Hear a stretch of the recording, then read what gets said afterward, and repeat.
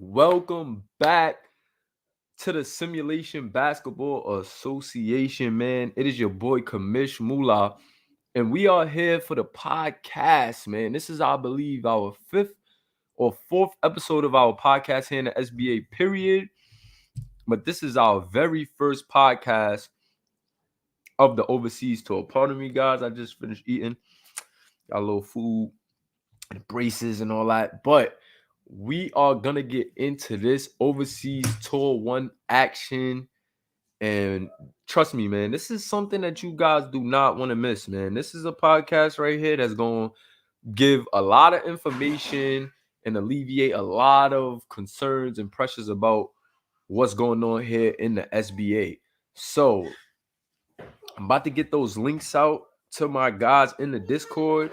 And then after I get those links out, guys, we're going to jump right into the action, man. We're going to jump right into what happened this week here in the SBA. So let me go drop off this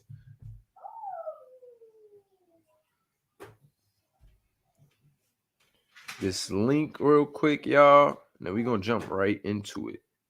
I'm gonna share a screen.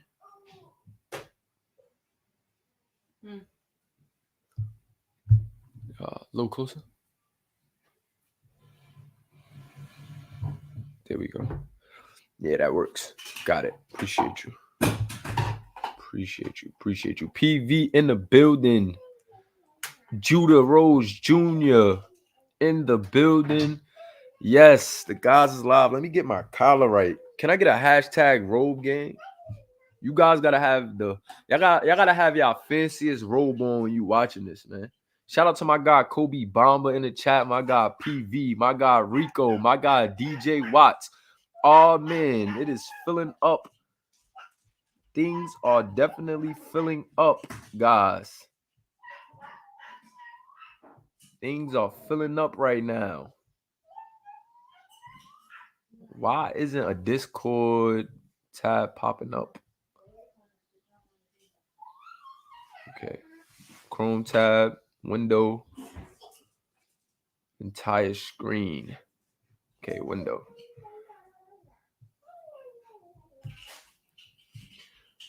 Hold on, guys. I'm trying to operate this StreamYard properly to find out why are they not letting me throw the Discord in here. Okay, I got it now. So I gotta minimize things. Okay, here we go.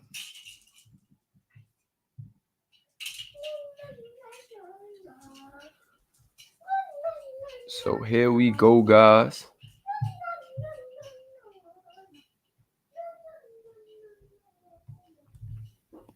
You guys should be able to see what's on my screen now. Let's get this thing going. Let's get this thing flowing. Let's get this thing going and flowing, man. So, yes, sir. Mama, there go that man, Moolah. You know how we rocking. DJ Watts, Deshaun Evans in the building. We got 9 viewers live. I need you guys to jump that like button for me, man. Just jump it. Make sure we getting this out to everybody. Appreciate you guys for all the commitment, all the hard work. We've been lit, man. We only been in the league for 3 months, and we've been turning up, bro. We've been turning up. Pardon me if y'all hear my daughter in the background. Y'all know how I go. Kennard Roden in the building. Miles McCain, Slicko Mo in the building. Yo, we lit, man. 10 viewers live. Yo, we've been turning up here in the SBA, and I don't plan on stopping, y'all. I do not plan on stopping. So with that being said, man, it's midnight in Croatia for PV, but PV still here. So the rest of you guys, y'all don't got no excuse because my guy PV, make sure he here all the time. He's here all the time. PV don't miss a beat. He don't miss a beat. So I don't want to hear no excuses from none of y'all guys, man, about nothing. PV don't miss a beat. PV don't miss anything. Anything SBA, PV is in the building. So for one, we're going to start off with the week 1 wrap up. Let me get back to this. Don't need you guys checking out the screen too much. seeing what's ahead. We're gonna start with the wrap up, and we basically gonna wrap up everything that happened this week. Let me get out of this real quick, right? Let me get out of this real quick. Let me go full screen on my control board real quick. Let me get this off the screen. Let's get this Instagram up. Let's get this Instagram up so we could go over week 1 and see what happened throughout week 1. Y'all know I like to go through the gram so that way if it's any fans watching or if anybody new comes along, they could follow everything that's flowing and growing live with us. Also, let me know if StreamYard is lagging, guys. Let me know if I'm behind. Let me know if anything is lagging, any audio is off. Don't hesitate to let me know.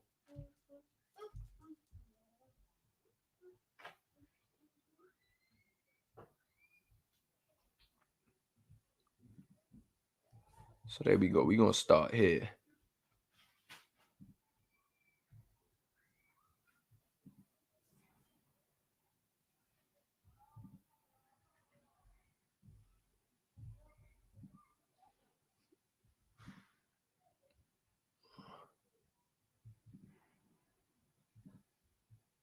There we go.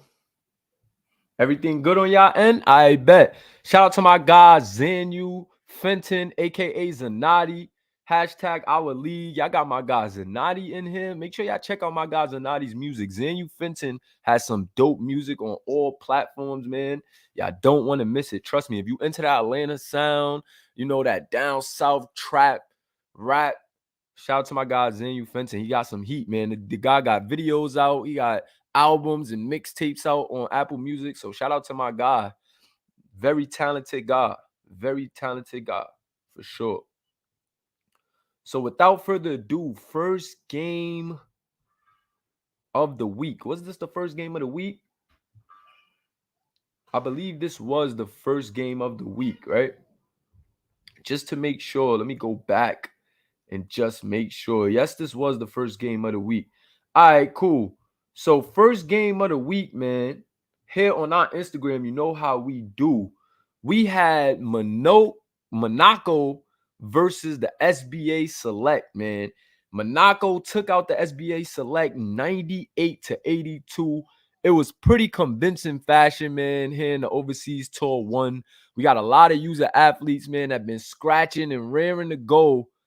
But Monaco was able to get it done. Shout out to my guy, McCain. Shout out to TJ King Jr. Shout out to my guy, Miles McCain, a.k.a. Blue Moon, man. Blue Moon is the small forward for Monaco. Played a terrific game.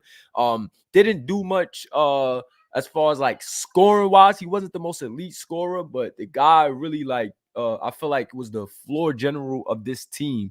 When things were getting out of hand, they were going right to Blue Moon and making sure, you know, things were in order. They kept going to the general Blue Moon to keep things in order. And that's one thing that I definitely figured out about Monaco. Yes, Martel Poole is a good young point guard, and Martel Poole is a beast. The kid could score. He can shoot it. He can make some difficult layups in traffic. However, Blue Moon looks like the true point guard of Monaco. If I'm being real, Blue Moon is looking like the true point guard of Monaco. Shout out to my guy, Eddie Bowles, in the chat. My guy been doing his thing as well.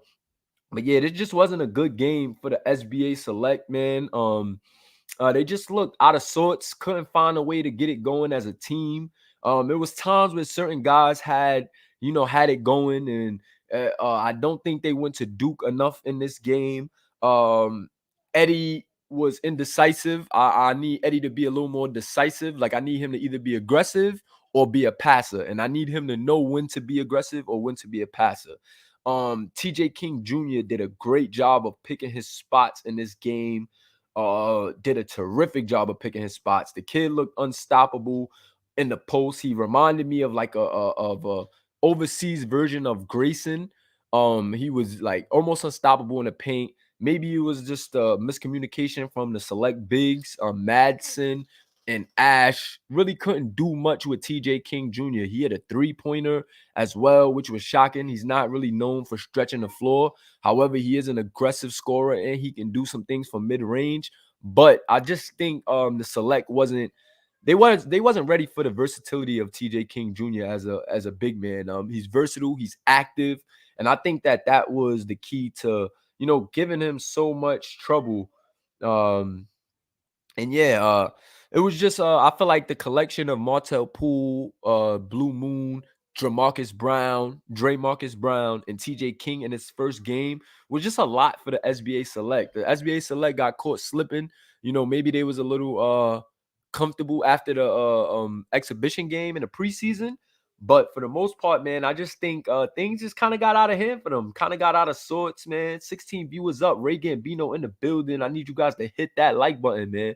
But what did you guys see from this first game, Monaco versus SBA? If you guys watched and checked out this game, what did y'all see that really stood out? To me, it was the activity of TJ King Jr., man. He was doing his thing, but I just loved what they did as a unit.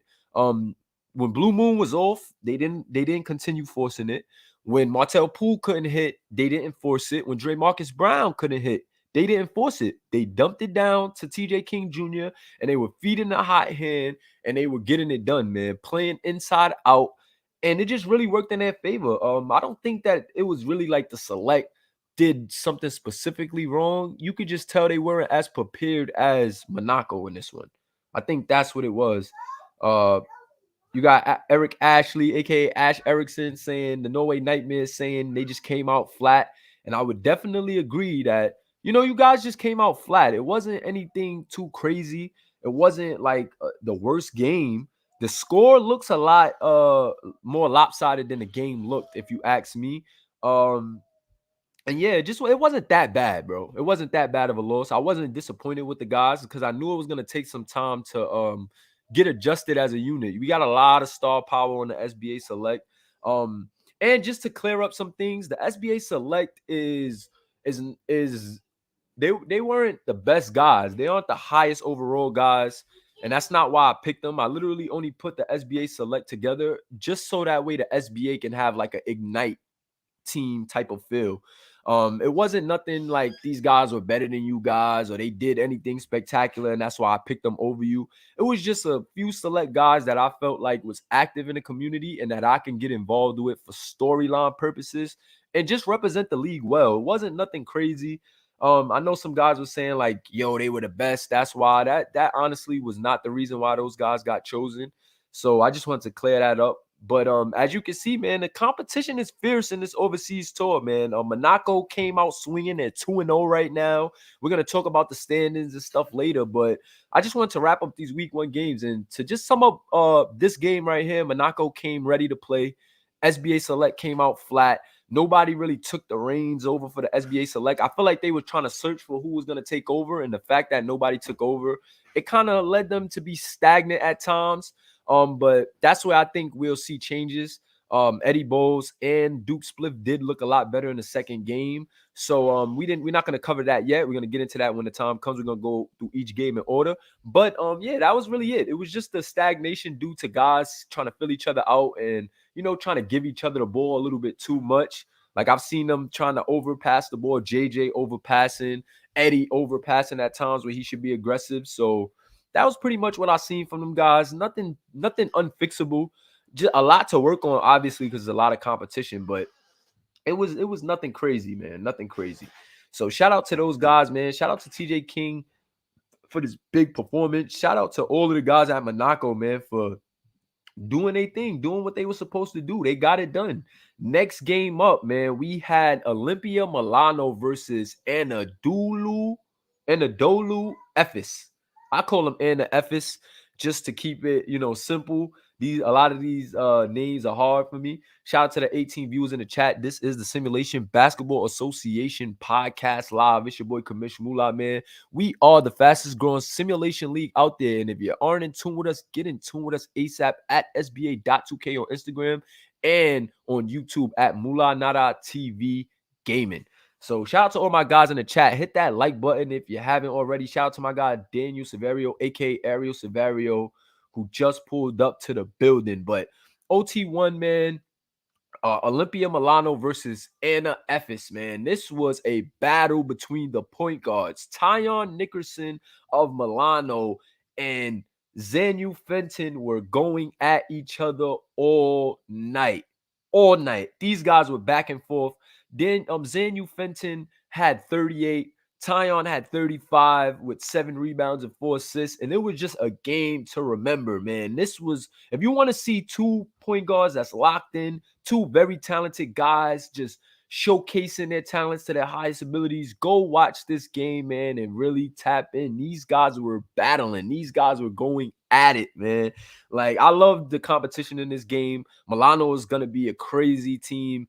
They look just like a well-oiled machine. And then don't sleep on Anna Effis, man. Anna Effis has a lot in the bag as well, man.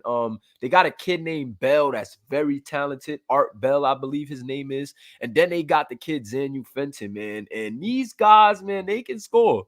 They can score the ball, man. Art Bell, Zanu Fenton can fill it up in a hurry. Zanu Fenton is super crafty. He's a two-way player. His first thing was actually ball handling. Second was defense, and third, I believe, was shooting. And the kid just has a tremendous build, man. Shout out to the guys who made their DNA. Zanu Fenton was one of those guys. He couldn't get it done in this game, but he did put on an absolute battle and showdown with Tyon Nickerson, point guard of Milano. And it was just a great, team game for Milano, man. DJ Watts is looking like a beast at the big man. He's a Patreon guy. He works on his guy. He's been in the lab, getting those training points, getting the SC, using his attribute points wisely. And when you look at the play of Milano, you can definitely tell that these guys are a well-oiled machine. They have a great big in DJ Watts. They got a amazing small forward in Kennard Roden. And then they got their shooter, man, Patrick Vince. Patrick Vince was looking a little erratic with the shots, but I know, like we've seen in the rec, like we've seen in different places, this kid, Patrick Vince, when he gets it going, can be very, very dangerous. And you just got to keep an eye on him. Milano is a very well-oiled machine. And I just know when this team gets it going, when everybody on this team has it going, they're going to be very hard to stop and tremendously hard to beat. And still shout out to Anna Effis, man, because Anna Effis is the same way, literally.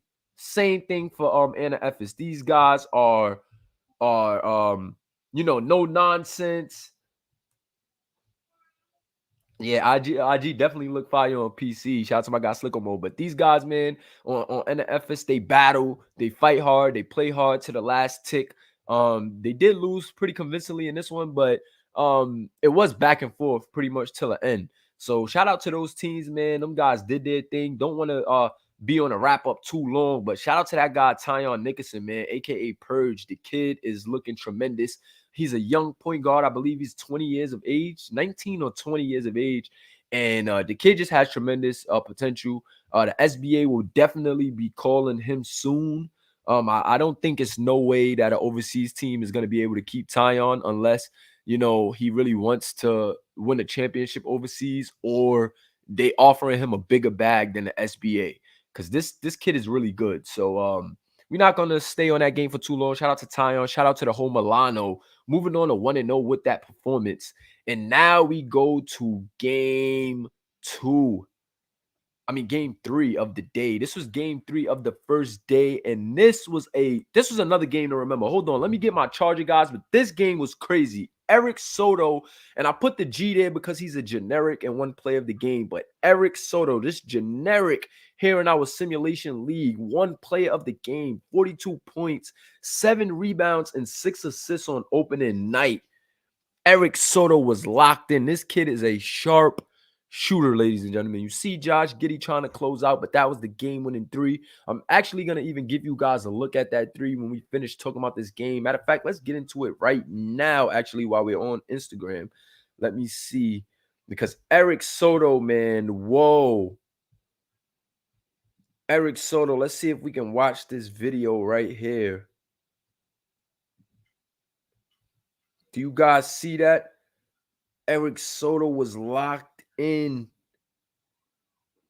knocking down three-pointers left and right. I don't know what the quality is like for you guys, or if you can see it well, but Eric Soto was knocking down threes left and right. The defense couldn't do anything with him. One of his three-pointers was actually a game winner at the end, too. We're going to give you a closer look at that as well. But Eric Soto, man, the kid hit 9 threes in this game on his way to a 43-point game. Shai Hall was very quiet in this game. Of course, we're going to talk about that big-time performance Shai Hall had later in the week. But that was the game winner right there for Eric Soto. And the guy went off, man. 9 threes. 9 threes. Let me go back here to his stats for a minute. But 9 threes, man. I think we have some competition for Slick with Shooter of the Year, guys, because Eric Soto is coming with a bang. This dude was dialed in the whole time, and sheesh. That's all I can say is sheesh. Let me get this charger real quick, guys. I'll be right back.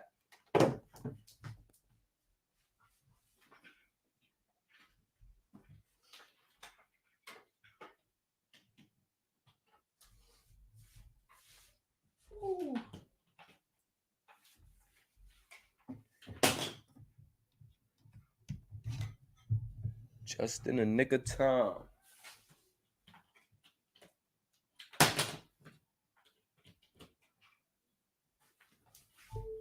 Got it, guys. Just in the nick of time. Pardon me for the delay, but Eric.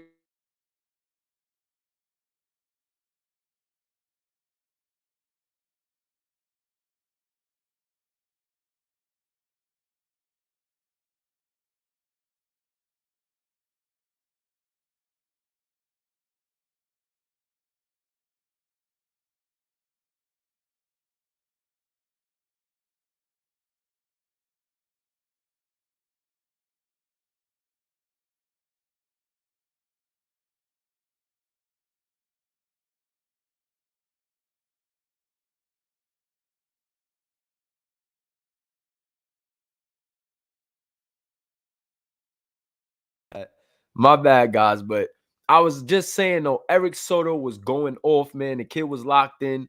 And also, shout out to JT Carter and Jamal Giddey. These guys are tremendously talented. And the fact that they're at Hapoel Tel Aviv, Hapoel Tel Aviv has took 2 tough losses, right? But JT Carter and Jamal Giddey is going to do tremendous things for a SBA franchise in the future. Mark my words that those two guys have a lot of talent. Jamal Giddey, first of all, is just a super versatile guard. He can knock down the 3. He's a playmaker at the 2, and he has tremendous size. He also can finish pretty well. He was mostly a shooter and a playmaker, but he can finish. I've seen the guy finish, man.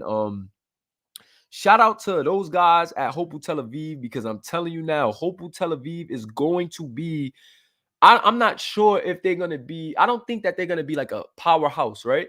But they're going to sneak some wins during the season. They're going to kill some hopes of some top teams. They're going to take some top teams off the mark. I'm telling you right now that Hapoel Tel Aviv is going to be that sneaky team that's maybe lower, maybe lower on the totem pole, but they can sneak some wins. JT Carter is a beast. The guy's huge, 7'2", 20 years old. Jamal Giddey, same thing. Very versatile guy at 20 years old. Can shoot it, can play make. JT Carter is so huge. He's not the most active rebounder with his size, but from a scoring standpoint, you can drop that ball down to him in the post, and unless you send 2, it's almost going to be impossible for anybody to stop a guy that big one-on-one. He is very young, so the shot IQ is very questionable at times.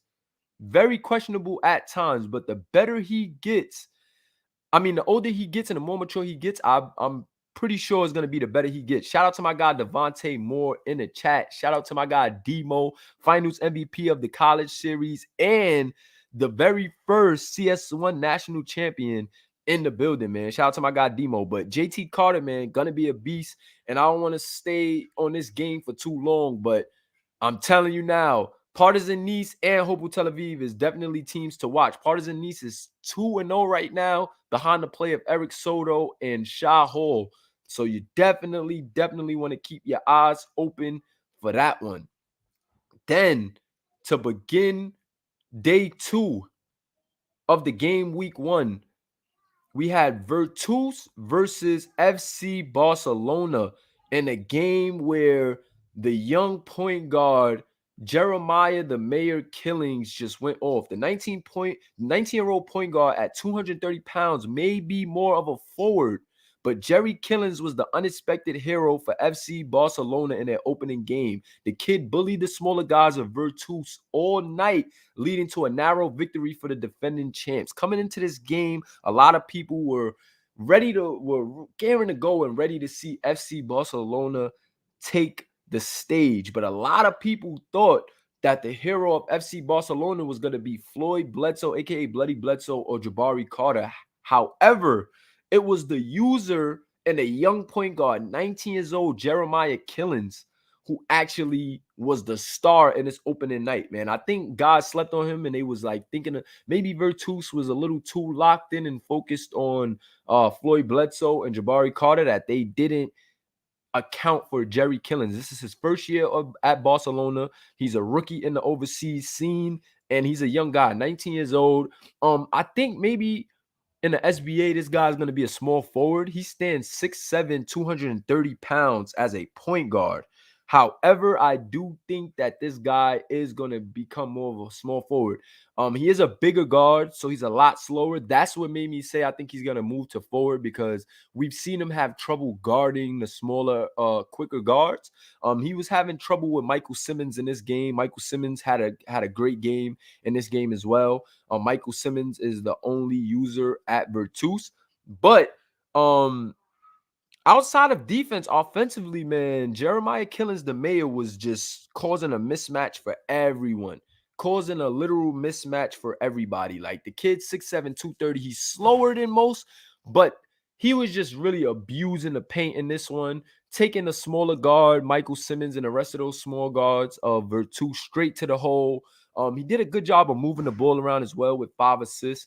Bledsoe was able to get it going later in the game. However, just didn't have the performance that guys expected. Jabari Carter still had a very good game, a ton of rebounds. He was aggressive on offense at times. Didn't really get too many baskets to go, but he did his thing. And like I said, on the Virtus side, it was all Michael Simmons, man. The kid, Michael Simmons, is a beast. You could tell that the true point guard is going to turn some eyes, and he's definitely ready for the next level. He's definitely ready for the SBA. The SBA will be calling Michael Simmons' name. I just seen one game, but he has like a CP3 mode, and I don't think that he changed too much of the play style. So for him going with that CP3 mode and then keeping the play style intact, he's doing exactly what you would expect from a CP3 build. And shout out to that guy, Michael Simmons, man, doing his thing. It just wasn't enough against the defending champs. The defending champs has a lot of weapons, man. Projag, Tarlik, Peterson, Young. It's just a ton of guys. Barry. It's a ton of guys on FC Barcelona that's going to make it hard for any team to come in and get a win. So shout out to Michael Simmons and his effort. Shout out to the whole Virtus for their effort. But big shout out to Jerry the Mayor Killings, man. This young point guard is doing things that we did not expect. He kind of cooled off in the second game. We're going to talk about that a little later when we get into his second game of the week. But as for the first week, man, I got to say, as for the first game, I got to say, Jerry definitely showed some flashes. He came down to earth with his next performance. I believe he only had 5 points in his next performance. But just knowing that your starting point guard at 19 years old can score 34 at a pro level is huge, you know? So Jerry is showing that he has flashes to be a scorer and flashes to get things going. However, I think the kid does need time to develop. I do think that he will stay at Barcelona for a while. They always acquire top talent. They're always a contender for the overseas championship. So if Jeremiah Killings decides to stay and develop his player as a user overseas for Barcelona, that won't be a bad decision. He also can recruit some guys, some other young guys to go play with him and build his game. And I think that'd be fire, man. So shout out to Jerry Killings, man, and keep doing your thing.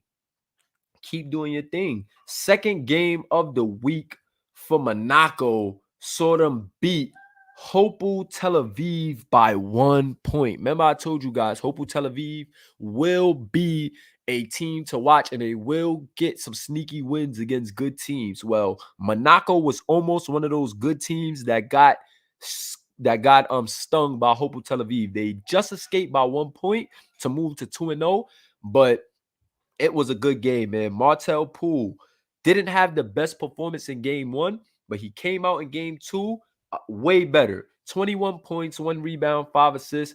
Definitely led the team. He hit some huge shots down the stretch. If you go check out that game, Martel Poole was hitting some huge shots, guys. This kid was literally it was like whenever they needed a basket at the right moment, Martel Poole was making it. It didn't matter if the defense was closing out. It didn't matter if guys were draped all over him. The kid was finding a way to get a bucket. And that's what I like about this kid, Martel Poole. He's very determined. He's a very determined scorer. And I feel like him and Blue Moon complement each other so well. Whenever Martel Poole is in scoring mode, you see Blue Moon is the play initiator. He is the point guard at the point forward. And Martel Poole becomes like the shooting guard. You know, he becomes the off-ball guy. And I love that dynamic about Monaco, because then they have TJ King Jr., he cooled down in this game, but TJ King Jr. was still very effective in this game. I believe he had about 14 points and like 11 rebounds. But the kid, TJ King Jr., in this game did it as well. The kid was still, helping out his team and still just picking his spots very correct. But Martel Poole was the hero of that game, if you ask me. If you go back and watch, Martel Poole was definitely that guy. Shout out to my guys, Duke Spliff and the Norway Nightmare. Those guys had COVID, but they were still rocking with us as a league, man. They were still active at games, still in the chat. So shout out to my guys, man.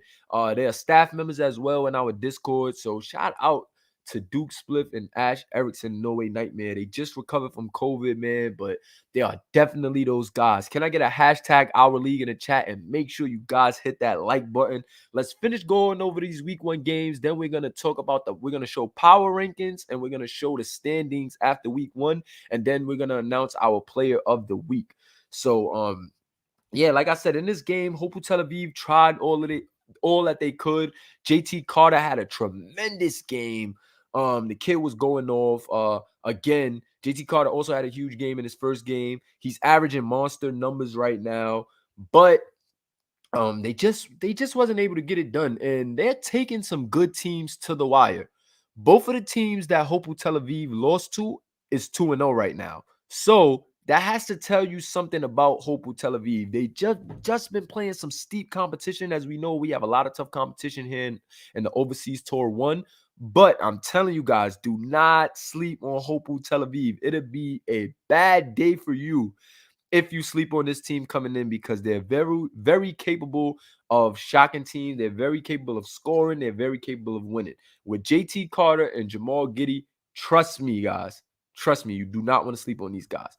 But going to the next game of the day, it was Anna Efes versus FC Bayern. Shout out to my guy and my guys on Anna Efes and FC Bayern, man. This was another big matchup. Zanu Fenton has been on a tear, scoring 38 points in both of his games this week. Anna Efes is now 1-1, and SBA scouts and fans are excited to see if Zanu can continue his scorching start to the season. Let me know, guys, in the chat. Do you think Zanu Fenton could keep this up? This kid had 38 in both games, and he had five rebounds and 13 assists in this game versus Bayern. Shout out to Timmy Turner and NJ Nabaya, the users of FC Bayern, man. Those guys tried to do what they can. Didn't have the best night as user guys. Definitely want to see those guys be a little more active and get that SC going so they can work on their players. Their players have a lot of potential. I just think it's some things in the tendencies that maybe they got to fix, or maybe it's just, they just got to get better. Maybe they just, maybe next game they come out and play a lot better. That was the first game for FC Bayern. So I don't want to, harp on them too much, or, I don't want them to take that first game and think that's how their season gonna go. I think this team has potential, but I'm not sure if they have potential to be a top team. I can be wrong. It's still very early, but from what I saw in this game versus Anna Efes, FC Bayern kind of looked just outmatched. If I'm being honest, they look outmatched. Timmy Turner and NJ Nabaya looks like that they just look like as users they have a lot to work on, and they're young guys, so they are definitely guys that's gonna get better with time. I do see them. It's still early, so I don't want to say that yet, but they do kind of give me the gist that they're gonna be guys that are gonna stay in overseas for a while to develop. They can go to the SBA draft and maybe a team takes a chance on them. However, from what I see so far, those are the first two users that I would say would probably be overseas another year. Well, I said the same thing for Jeremiah Killings, but it remains to be seen. These guys' stories will prevail the longer we go. But man, Zanu's been on a tear, man. Can I get a hashtag Zanny in the chat? Let me get a hashtag Zanny in the chat because this kid has been going off. He's been exciting to watch. He reminds me of like a Kyrie Irving with the craftiness and the finishing ability. But then again, he can score. He can hit that shot when needed as well. He did hit a couple of threes. He didn't wow me with his three-point ability, but he did show that he's a capable scorer from the three-point line. So shout out to Zanu Fenton, man. That kid is definitely gonna be a problem in this league and definitely is a guy to watch. You definitely want to watch Anna Efes games because this guy's been putting on the show.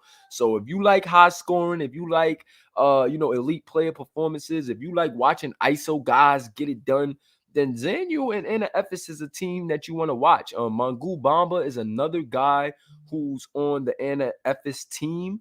Shout out to my guy Mangu Bamba. He is recovering from his storyline.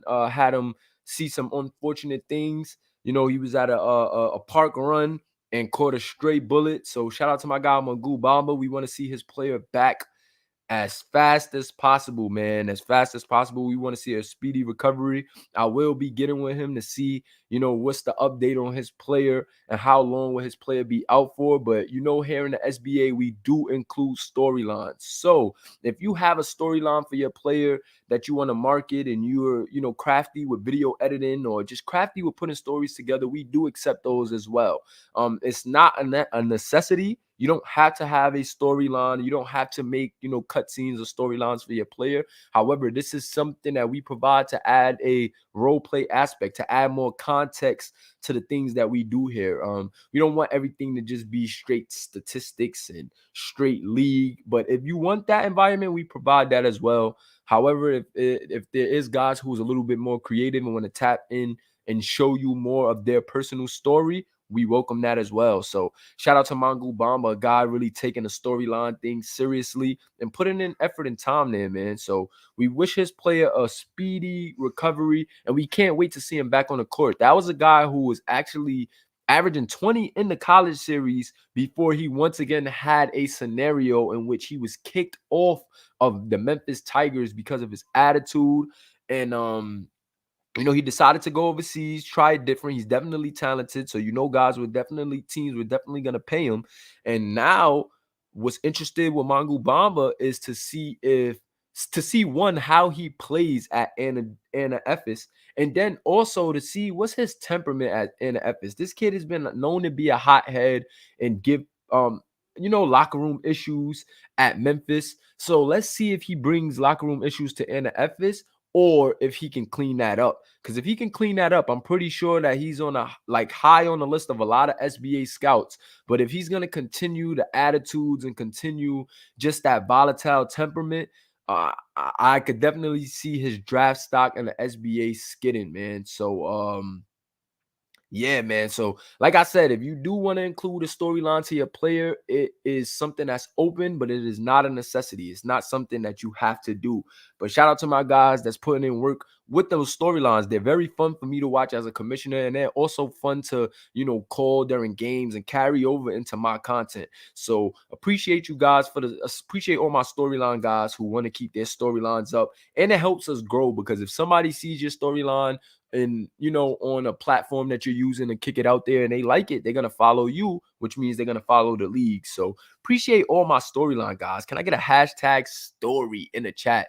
Shout out to my guys in the chat that's rocking with us too. Hit that like button if you haven't already. But yeah, man, let's get to the next game. And the F is coming away with the win in that one. Great game for Zanu Fenton once again. Next game was CB Canarias, and this was game 2 for Barcelona. In this second game for Barcelona, it saw Barcelona taking their first loss of the season, and it saw CB Canarias getting their first win in their first game, man. Shout out to Daniel Severio. He actually was the player of the game. The kid was locking down. He held Bledsoe down at the right moments.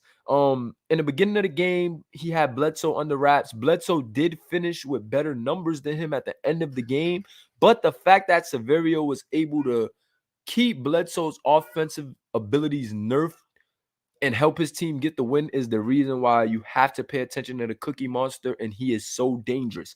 Bledsoe is a terrific scorer, so anybody that can hold Bledsoe, he's going to get his points regardless, but anybody that can, suppress him to the point where their team could get the win, that is a big W. So shout out to that guy's Daniel Severio. I wound up giving a graphic to Jaden Blue because Jaden Blue had a more efficient scoring night. Severio didn't shoot it efficient. Him and Bledsoe was going back and forth at each other. Bledsoe actually did a very good job defensively on the Cookie Monster as well. So shout out to Bledsoe because both of these guys, Bledsoe had a good shooting night, but Severio didn't. And that's why I ultimately gave the player of the game to Jaden Blue for the graphic because where Severio did it on defense, Jaden Blue kept the offensive consistency up so that way Canarias could come away with the win. And that's just the joint effort that you love to see from these units, man. These are guys' first games together, and you're already seeing the camaraderie. You're already seeing things start to gel. Jaden Blue looked very good in this game, finding his spots, picking his spots, making his shots. And it was just a beautiful thing to watch, man. So shout out to Jaden Blue. Shout out to Ariel Severio, a.k.a. the Cookie Monster. He had 6 steals in this game, if I'm not mistaken. 6 steals. So way to start off the season. 6 steals to start off the season. That's an amazing game 1. So amazing game 1 for Severio, man, the Cookie Monster. And great game for Jaden Blue, who comes away with the graphic here, man. 22 points, 5 rebounds, 6 assists, man. The kid was doing his thing. And you just gotta appreciate everything that you saw from this Canarias team. Severio is definitely the leader of this team. You can see it with his effort defensively, even offensively. Even though Jaden Blue is that guy as far as efficiency goes on the offensive end, Daniel Severio, aka Ariel Severio, was the driving force. Like he was setting up the plays. He was the determined scorer at times. When things got stale, he kept pushing the agenda, getting to the free throw line. And he really was just making sure that this Canarias team was in a position to win.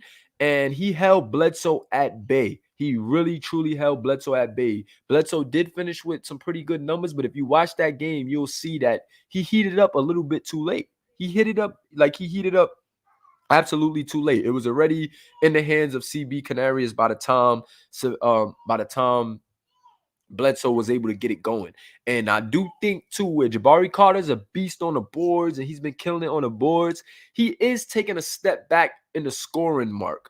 I don't know if that's the new additions fault. I don't know if that's a new offensive scheme fault, but Jabari Carter has been scoring a lot less for Barcelona.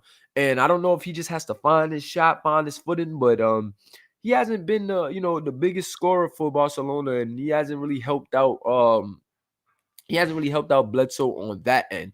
And then Jeremiah Killings went very cold in that game, as in this game as well, only scoring 5 points on like 2 of 10 shooting. So it was a very bad night for the young point guard as well. And maybe that was what caused that's what caused the friction or caused them leading to an L. So shout out to CB Canarias, man. They did their thing.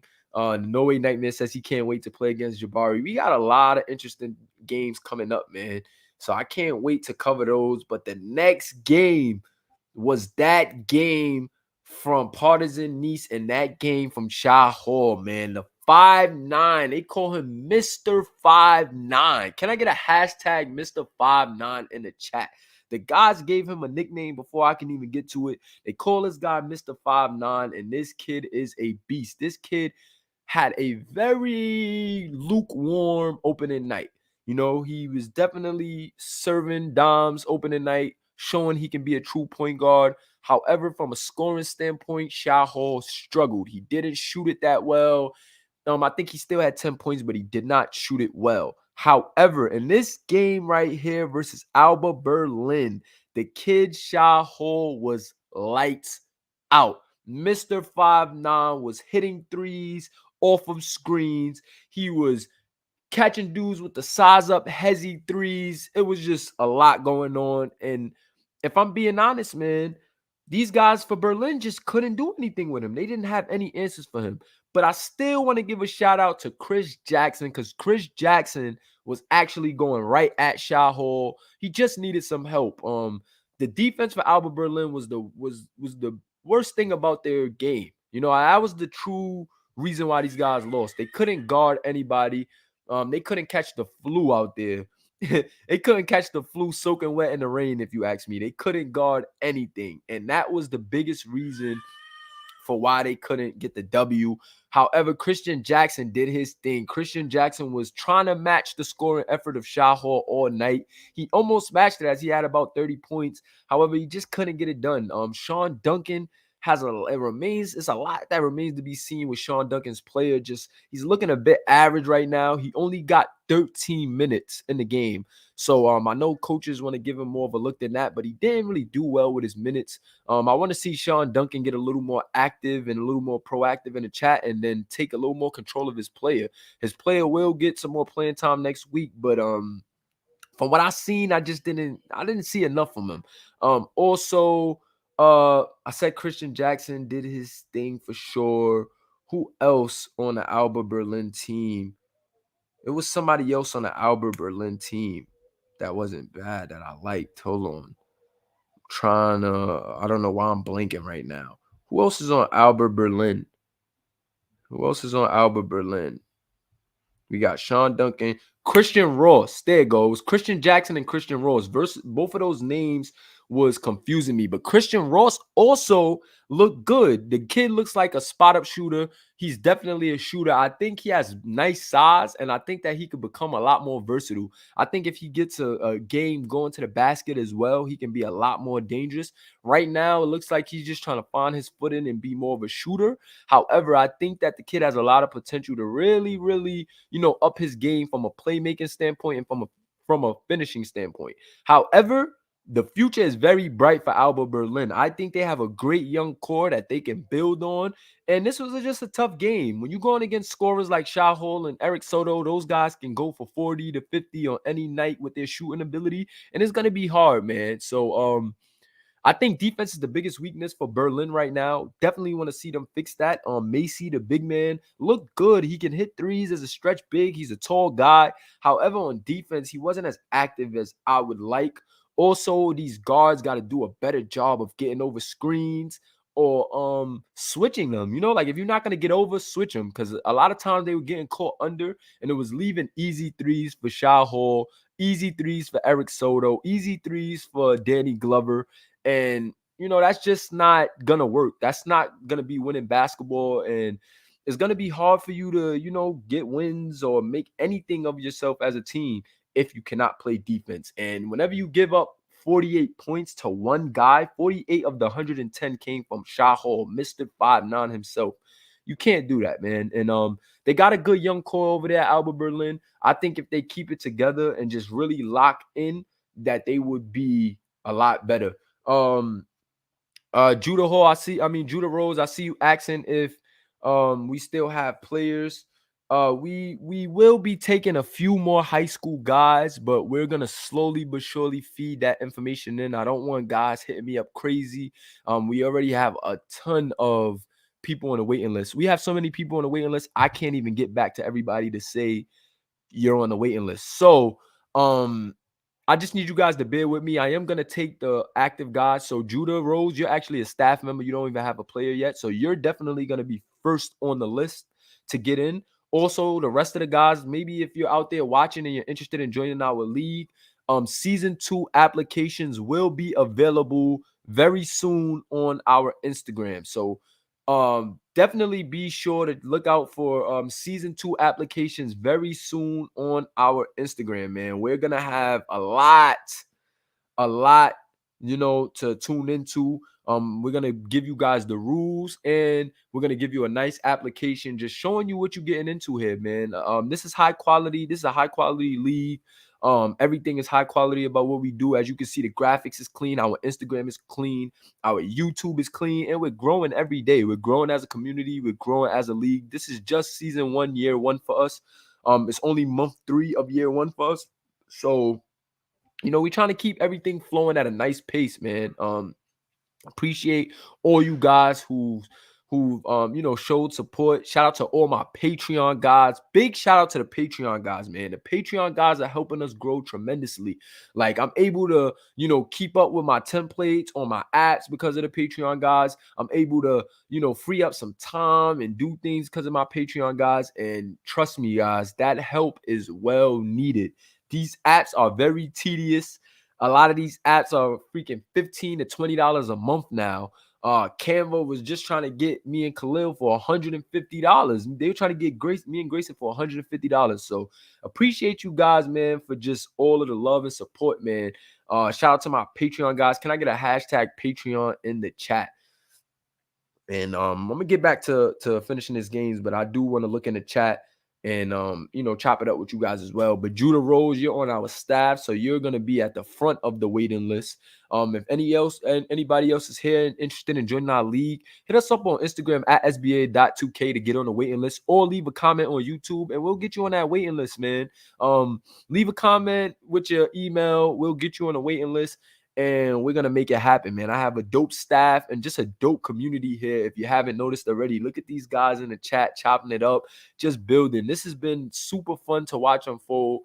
And we're going to keep it coming, man. We're going to keep it coming right at you guys. So let's finish going over these games, though. Big shout out to Shot59, a.k.a. Mr. 59, for doing his thing. The kid has been doing his thing. And if you haven't already, tune into our Instagram at SBA.2K right here. 170 posts in 3 months. So we working.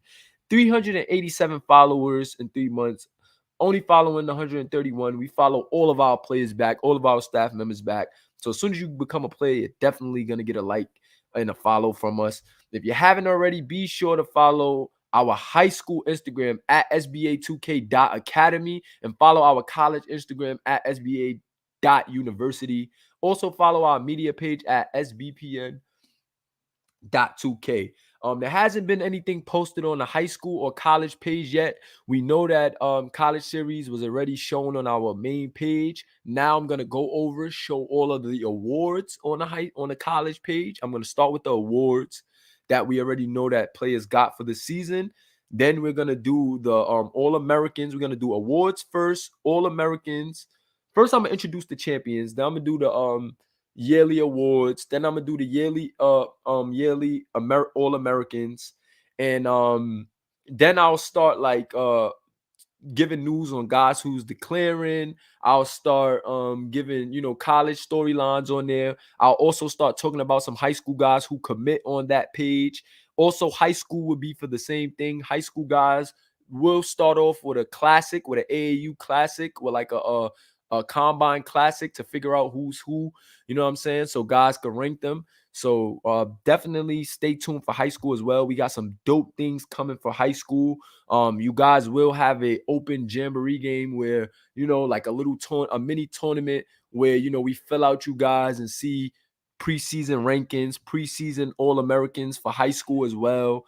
And then we're gonna start shooting you guys offers at week 4. So if you stayed on a college roster, for all my guys who didn't declare, if you stayed on a college roster, please know that you are responsible for recruiting for your college. I know I'm off topic right now, but we might as well get into this right now because I have one more game to cover for week 1. So you might as well go into this talk right now. If you decided to stay in college, you are responsible for recruiting the high school guys to your college. You and the rest of your teammates will be given SC that you guys can offer these high school athletes to come to your college. So if you're currently a college player or you're staying at your college, just know you guys have to offer these guys scholarships. Also, overseas guys, if you stay overseas, it is up to you to offer high school guys to come to your overseas team. High school guys, high school seniors can declare for the SBA draft, overseas, or college. So it's up to the college guys or the overseas guys to recruit the high school guys. So if you on the overseas team and you think you're staying, you gotta pay attention to the high school series because you guys will be recruiting high school as well as the college guys. So don't let Kentucky take all the top talent. Don't let the SBA Select take all the top talent. Don't let Monaco take all the top talent because recruiting will be crucial here in the SBA, man. Recruiting will be crucial. So stay tuned. We're going to give more college and high school updates as that season gets closer. Right now, we're overseas in the Pro Series. So we're going to stick to that. But for all my college and high school guys, pay attention to all of this information. Me and Zeke will be releasing a lot. Pay attention to your locker rooms as well. You never know when we're going to drop pictures of you guys in practice or videos, highlights of you in practice. So stay very tuned. Also, make sure you high school guys are checking into games. High school and college guys, make sure you're checking into overseas games so you're getting points so that way you can progress your player during your season. This is the best time to stack SC for your season. If you're complaining about why your players are good enough and why your players are doing this, during your off season is the best time for you to get in a lab. Make a file with your player and his tendencies so that way you could test him. Also, pay attention to what you're lacking so that way you can get your SC and buy the right packages with your SC. You guys have to be in tune with your players. We're not going to do it for you as a staff here. You guys are professional simulation players, and that's what we expect from you. We expect you guys to, conduct yourselves in a professional manner and know what to do to get your players right. So I need you guys being on top of the high school series and high school and college guys. I need you stacking that SC during overseas so that way you can get your players right.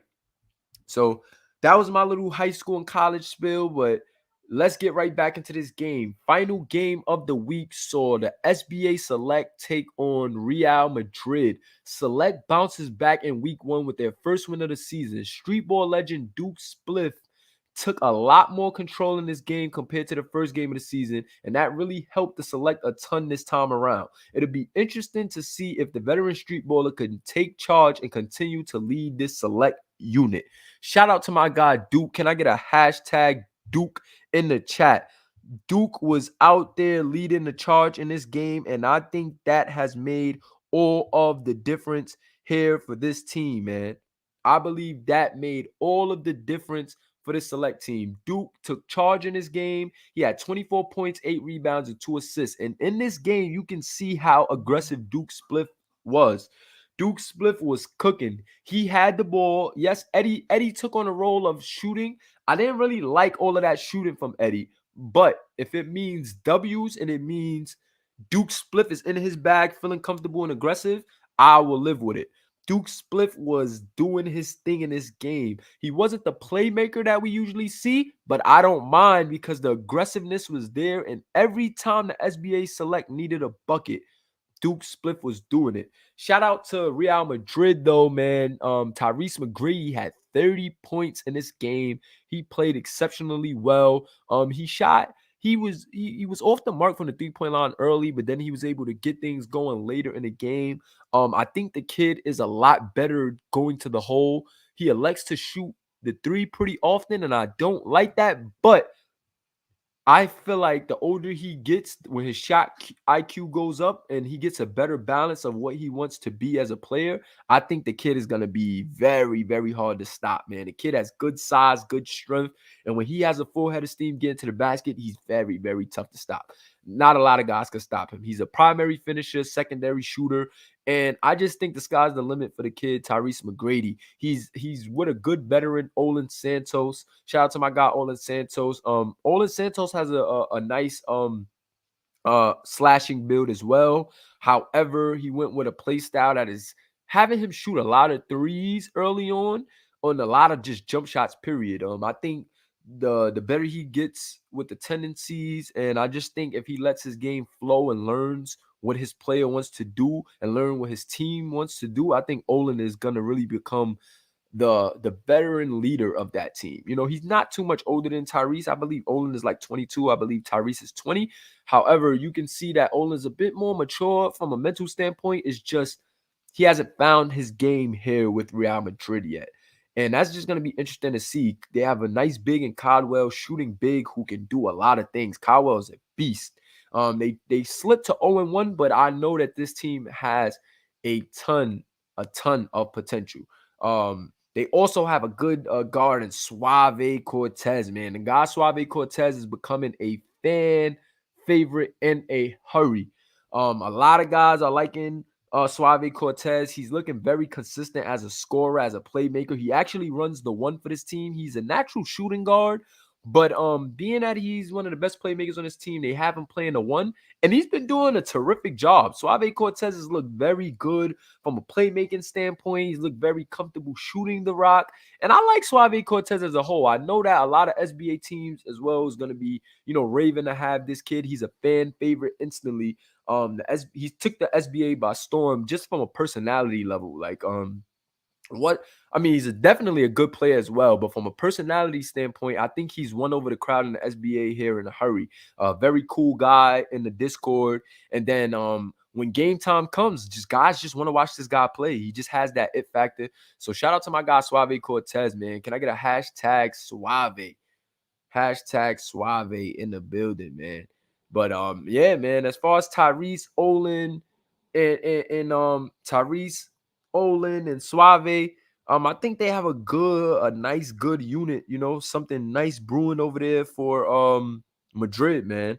I think Madrid has a nice core, and I think that all of these guys can play at the next level. If I'm being honest, but I wouldn't mind seeing them play overseas for a couple years. I think that this is a team who can really make a run for an overseas title back to back if they are, if that's what their mind is on. I don't know if these guys are thinking more individually and want to hurry up and get to the SBA, but if they wanted to take their time and develop their crafts at the overseas level, I think that this is a team that can be a well-oiled unit and do some great things. Like, I think if this team stays together in the future, then I don't see why Real Madrid wouldn't, win some rings, to be honest, man, in this overseas series. But I just think they need some time to develop, and I would be interested to see, are they gonna choose to develop overseas, or are they gonna take their chances going to the SBA draft and trying to develop there? So that's gonna be an interesting thing to watch. But like I said, the biggest story coming out of this game to me was the control that Duke took on this game. Duke took matters into his own hands in this game, and it turned out, to a win. So, we're happy here in the SBA Select, man. We're happy over here with the week. It was a 1-1 week. Not the perfect week, but it's definitely a week that we can build on. We can watch both games and see where we went wrong and fix them, see how we can get it together and change things. So game day is tomorrow. We right back at it. We got 3 games coming to you live tomorrow. I may call one of those games, guys. I've been working overtime with these graphics and just trying to find a schedule to just work better with myself, with my daughter, with my studio, with all the things that I have going on. I've been trying to find a good schedule. That's why I haven't called any games, because most of the time I'm beat. By the time I have to come home and, settle in, I have to now call a game. I done made the graphics early in the morning while I was, getting ready for sessions in the studio or getting ready to handle business in the studio. So it's really a lot going on. I got my baby girl as well, my daughter, my wifey as well. So I'm trying to spread myself thin, but we here and we're gonna get it done. So as soon as I could get back calling games, I will, guys. Just bear with me. I'm trying to just make sure I could keep the content going first. I'm trying to find a system with my staff to get the quality content out as quick as possible, to where, you know, maybe some of them could take some of the load off Instagram from me, some of them could take the load off of editing for me, and I could get back into, you know, coming in, dealing with like applications, dealing with creating players and getting things with the file right, and they can handle more so more so the cosmetics, how the league is looking. So also, if you want to up your role in the SBA, man, and you want to earn some SC being a staff member, I am offering 100 SC a week to my staff, man. It's our first year we building. I'd rather you guys have an advantage of SC as a staff and be the better players, because you guys are putting the work in. You know, you guys are helping us establish a foundation for our league. So I'm offering 100 SC a week for staff members. You know, we still growing as a league, so I don't have no money, but you definitely could get your player right in the meantime. As at the same time as us helping grow as a league, you could get your player right. And if you interested in being a staff member, man, just hit me in the DM and let me know, and we're gonna find a spot for you, man. I got with a couple of guys for video editing. I got with a couple of guys for graphics. I have templates for all the graphics. So even if you want to help with graphics and you don't have experience, as long as you have Canva, I can send you my templates, and all you have to do is mix and match things. So we are looking for help. If you think that you can help us, we would love the help, man. I've been really one man showing a lot of things with streaming the games and making the graphics, but now I'm finally getting the staff together and delegating jobs for the staff. And you guys will be paid SC for your jobs, 100 a week. You know, we got a lot of weeks, you know, with all of these series. So 100 a week, as long as you helping us, you'll be able to get your SC, and your play will be right, man. So shout out to my staff, man. Can I get a hashtag our league in the chat? Hit that like button. Tyon, yeah, I got to get back to you. Sorry, bro. I was making graphics. I was on call with staff members trying to see what they can do and what they're available for. So just bear with me. But we definitely getting the staff together, because I want this to be an ongoing thing. I don't want to be here today, going tomorrow type of league. I want us to get some consistency. I think that we can do 2 seasons a year, you know, like we're in January right now. We're in late January, and we already finished the college series. We have the overseas series, and then we're gonna have the combine and the SBA season 1. We also got the high school series as well. I think that we can do all of those things before June. If we can get all of those series done before June as a staff with a nice system, it's no reason why we can't do 2 seasons a year.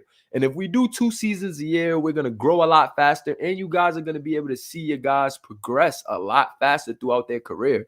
So I'm trying to do as much as I can to just speed things up and keep things going at a consistent rate. And the more help that I can get, the better, man. Like I'm not asking you guys to do too much. I have templates. I make templates for everything. I make everything accessible and easy for you guys. So trust me, it won't be a lot of work. It's literally, I just need guys doing one specific thing, so that way we all can just flow through the week, and we don't have to, you know, go back on things or put things on pause, because I know you guys want to play rec. I know you guys want to play blacktop. But if I have to make graphics, and if I have to do post-game scores, if I have to edit highlights, I don't have time to stream the rec. I don't have time to stream blacktop tournament. You know, I gotta free up some time to do these things. And we got 4 days a week, guys, that I could commit to the league. And I just need you guys to just lock in with me, and let's get this thing rolling, man. So help the league, help your player. Hashtag our league, where your story begins, man. This is the SBA, where your story begins. So shout out to all my guys in the chat. Hit that like button if you haven't already. And now let's get into the standings first. Before we announce player of the week, let's get into these standings real quick, and let's see how everything is faring from a standings perspective. So for the standings, I'm gonna pull up the YouTube. I'm actually gonna pull up the Discord, because I got those graphics in the Discord. So we're gonna get to some standings talk right now, and we're gonna show the power rankings. So Before I get into the standings, I am gonna do the power rankings. So let me minimize this real quick. Oh no, actually I could just do that, make it a full window. Then when I make it a full window, it doesn't show me that. Okay, cool. So let me minimize this actually. And then let me get the Discord up.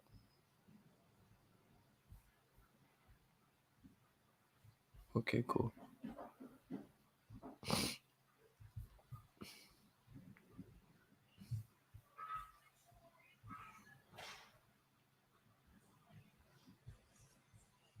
So before we get into the power rankings, we're going to get to the week 1 conference standings. So the week 1 conference standings, we're going to get into that right now.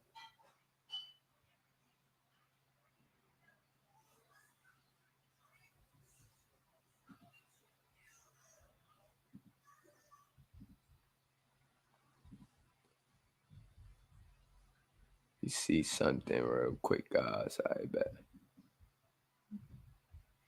Grow tab. There we go. All right, so week 1 conference standings, guys. Here we go. Week 1 conference standings. You guys see that on the screen? We got Partisan Nice at 2-0. We got Manoka at 2-0. Then we have Milano at 1-0. We have Anadulo Ephes at 1-1. We have CB Canarias at 1-0. Alba Berlin at okay. Pardon me, guys. Okay. So the 2 conferences we have is the Elite Conference and the Legend Conference. So the Elite Conference will be the left and the Legend Conference will be the right. Pardon me, guys. I should have maybe wrote that somewhere. I just made up those conference names on the fly for overseas since we don't have like an official, like any official names. Maybe we could come up with some names for the conferences in the chat, guys. Drop some names for the conferences in the chat. So basically for this conference right here on the left, until we name it, I'm going to let you guys name it live in the chat. So this conference here on the left is led by Partisan Nice. And this is the actual conferences in the file. That's why I followed the 2K file. So I didn't just make up these conferences. These conferences is how it's split up in the 2K file. So that way, when we do playoffs and so on and so forth, the seeding could be proper. I believe only 8 teams make the playoffs, guys. So it's 12 teams, but 8 teams only is going to make the playoffs. So that means 4 teams is going to be out of the playoffs here for this overseas series. So competition is definitely stacking up, guys. So Division 1 and Division 2, we'll do that. Any other votes on what it should be? Any other votes? Let me see. I'm gonna pull up y'all comments as y'all drop them if y'all have anything to say. But anyway, so Ray said Division 1 and Division 2. I like that. Pacific and Eastern, Atlantic and Coastal. I'm gonna look up and see if where these places located, because I don't want to name them Atlantic and Pacific, or Atlantic and Coastal, and they don't really match up. But I'm gonna check that out and then we're gonna see what's up. So shout out to my guy Ronnie Shanahan, man. Ronnie All-Star in the building, just declared for the SBA draft, and that is gonna be news on the college page. When we start to release college stuff, it's gonna be on the college page. So make sure you follow SBA.university, because that is our college page for Instagram. But anyway, back to this, man. So I like Atlantic too. I'm not gonna lie.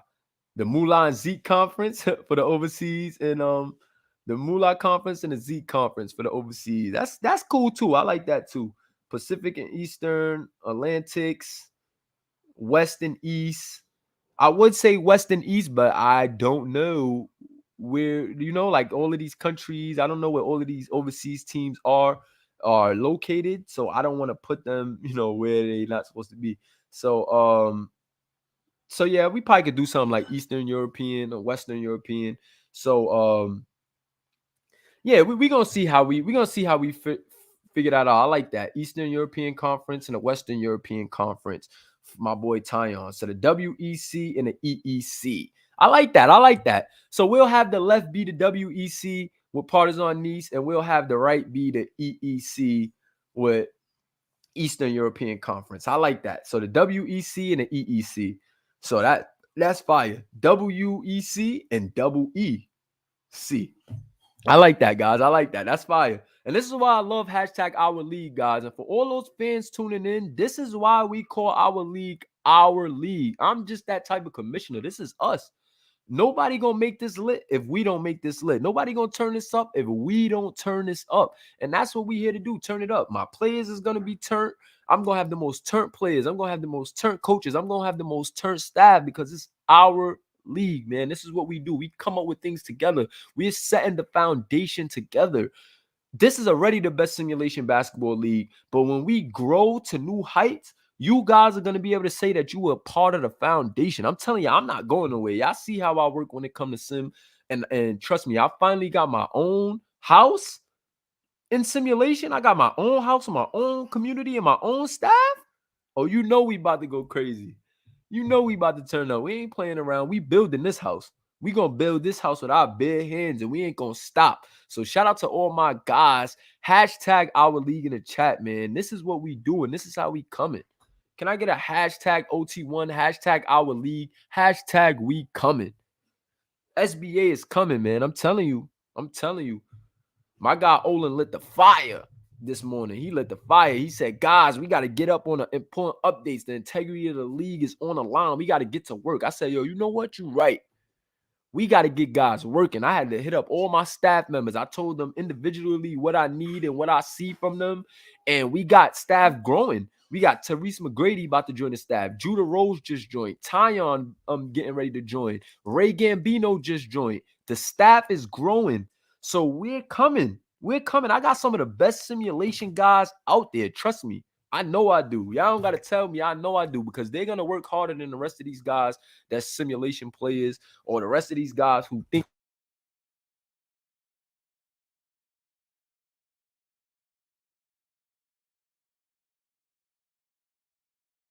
Pardon me, guys. My daughter unplugged the mic. But yeah, these guys that I got is going to work a lot harder than the rest of these guys and the rest of these sim leagues. And I know it, bro. I've seen these guys. I've seen how emotionally invested these guys are, man. We coming. We coming. Shout out to my guy CeeLo in the building. My guy Carlos Luzone. Man, he another guy who declared for the SBA draft, and he's also coaching a SBA high school team. So shout out to Carlos Luzon, man. Shout out to that guy CeeLo doing what he do. CeeLo versus Demo is a game that y'all not gonna want to miss. And as soon as I got the time to stream that 1v1 matchup between two of the best forwards in our college series, I am. Trust me. Trust me. My guy said I'm gonna be 100% dedicated to the SBA graphic designer for now until my heart changes. Shout out to my guy Judah Rose. Listen, Judah, as soon as your heart change and you're ready to grow, we're gonna be here to grow with you. You get what I'm saying? That's the environment I want to create. Say if you grow on to the next thing, I want the league to be able to help you with the next thing. I want us to be able to help you go to newer heights. You feel me? That's what we here for. That's what we here for. I don't want you being the same guy in next year from this sim league. I want guys to come here and be able to learn how to edit high quality. I want guys to be able to learn how to tell a storyline high quality, how to make a fire team or player page high quality. We got to help each other in this community. We have to. If you guys are having picture quality issues, hit me up so I can show you how to post a high quality picture. If you guys are having trouble getting high quality video, hit me up so I can show you how to do it. I would rather you do something top quality than to put out something. We have too many elite guys. We have too many guys that's hands-on and good at what they do for any of our community members to be behind. I don't care about the copying. I don't care about anything. If you want a template from me and you're part of my community, hit me up. I'll send you templates. Hit me up. If you want a template for your guys' stats or something to say, yo, I scored this much this week, and you want to post a graphic for your guys' stats each week, hit me up. I'm going to send you a template. This is what our league is about. We have to build our league from the ground up. I want you guys to be better than all of the sim players in another league. I want when people come to the SBA player pages, they say, damn, how is everybody player page so professional? How is everybody player page so fire? Where are these guys getting these templates for these graphics? That's how I want everybody to feel. So I don't care if we got to share templates. I don't care if we got to share information on picture quality. That's what we're going to do. We got to build our league. We got to build each other, our community members. If you're a community member of the SBA, I want you top tier. If I can help you get to top tier, that's what we're going to do. We're going to do that. If you need help with content ideas, we're going to do that. If you want a podcast idea, we're going to do that. If you want to have your own podcast, I'm going to help you. I'm going to send you templates.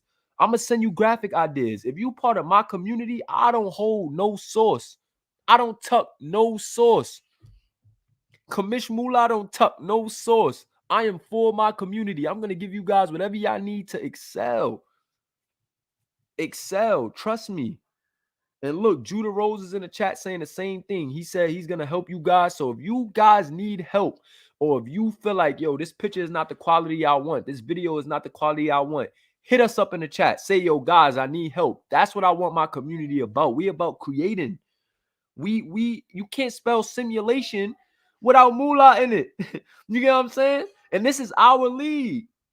This is our league. So just know, let's build this thing together. Create your story. Join the SBA today. Let's level up together. If you had trouble with anything, if you need a graphic idea, high quality graphic, high quality video, I got the source. As long as you got a phone, I could get it to you in high quality. As long as you got a phone. But I just need you guys to communicate with me. I need you guys to tell me what you need, so that way we are moving as a league at high quality. If my players don't, if I got high quality work as a commissioner, then I want all my players to have high quality work. I'm not trying to be better than nobody here. I want everybody to be on the same level. So that way, when we go to other leagues, or when other leagues see us, or when people want to partner with us, they could say, yo, I want this league right here. Look at how everybody's work. Look how they help each other. Look how when this guy play on another team, but he say he need help with a graphic, look how the league goes and help him get a graphic. Look how the league go and make sure his work is quality. That's what I want. That's the environment I want. We all been in creative communities where it's either been toxic, or it's this person against this person, or it's this group versus this group, or it's this group of people versus this person, or this person versus this group of people. I don't want that in my community. I want all of us to be together. I want it to be like, yeah, we going at each other during these games, and yeah, I want to kill you during this game. But when it comes to the content, let's build. All right, bro. Yeah, you beat me in that game. Let's make a storyline together out of that. You get what I'm saying? You catch my drift? Like, that's how I want people to be, bro. That's how I want this league to be. I want guys to say, yo, you just beat me last week, so let's make some press. How can we make some press about you beating me last week? How can we make a storyline about how you beat me? I scored 25, you scored 30. Let's make a story. Let's make a joint storyline out of that. Let's go on GTA and get some pictures together like we in the club after the game. That's what I want from this community. I'm telling you, God, this is what I want. This is what I want to bring to the table. I don't want it to just be, yo, that league is fire. Look at the work the commissioner staff put out. No, I want the whole league to be on that level. I want people to be wowed by what we bring together as a unit, as a league.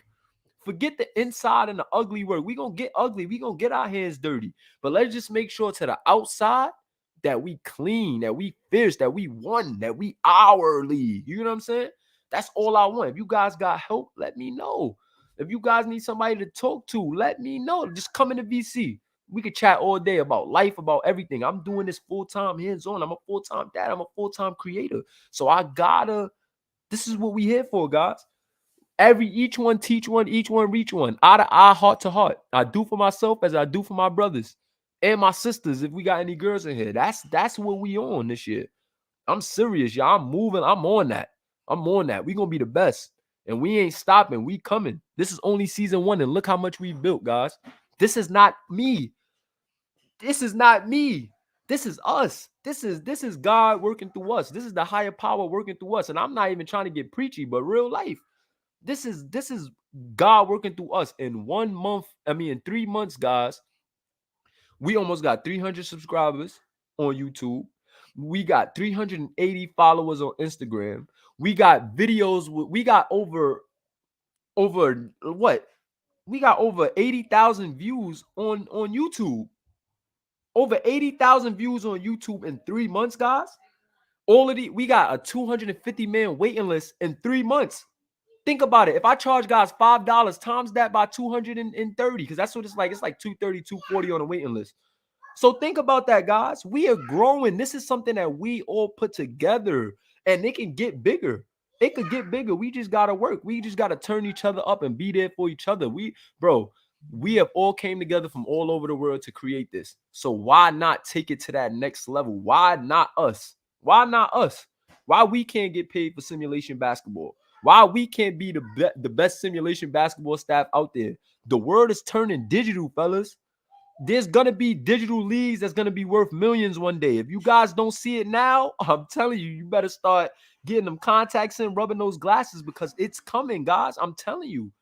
I'm telling you right now, it's gonna be simulation football, it's gonna be simulation basketball, it's gonna be all of this digitally. I'm telling you. And we are ahead of the curve. We are simulation. So let's be simulation. Let's be simulation. Let's really help each other out. Y'all know I'm a fierce competitor. I'm gonna be the first one to call people out if they ain't doing their job. But it's not about the calling out. It's about building. It's about building a product that's untouchable. It's about building a product that's so strong that it's like unbreakable. SFL is on TV. Look at that. So you know SFL is on TV and they didn't even really blow up yet. So imagine when they finally get their blow. Everybody's going to be looking for the next simulation league that they could grab up for their TV channel. Why not us? We could set the structure now. We got 250 people on a waiting list right now. So why not us? Why can't it be us to turn that into a TV deal? To turn that into maybe a deal with a bigger YouTube channel? You know what I'm saying? To where we get more exposure and now everybody's watching what we're doing and we getting sponsors and we could change each other's lives, bro. We could do it. We could do it. We all could be making money off of this product, bro. And it's just about the work that we put in and we help with each other, bro. I'm here for y'all. I only do this for y'all, bro. You know what I'm saying? Like, and likewise, I know y'all in here for camaraderie. So let's get it done, man.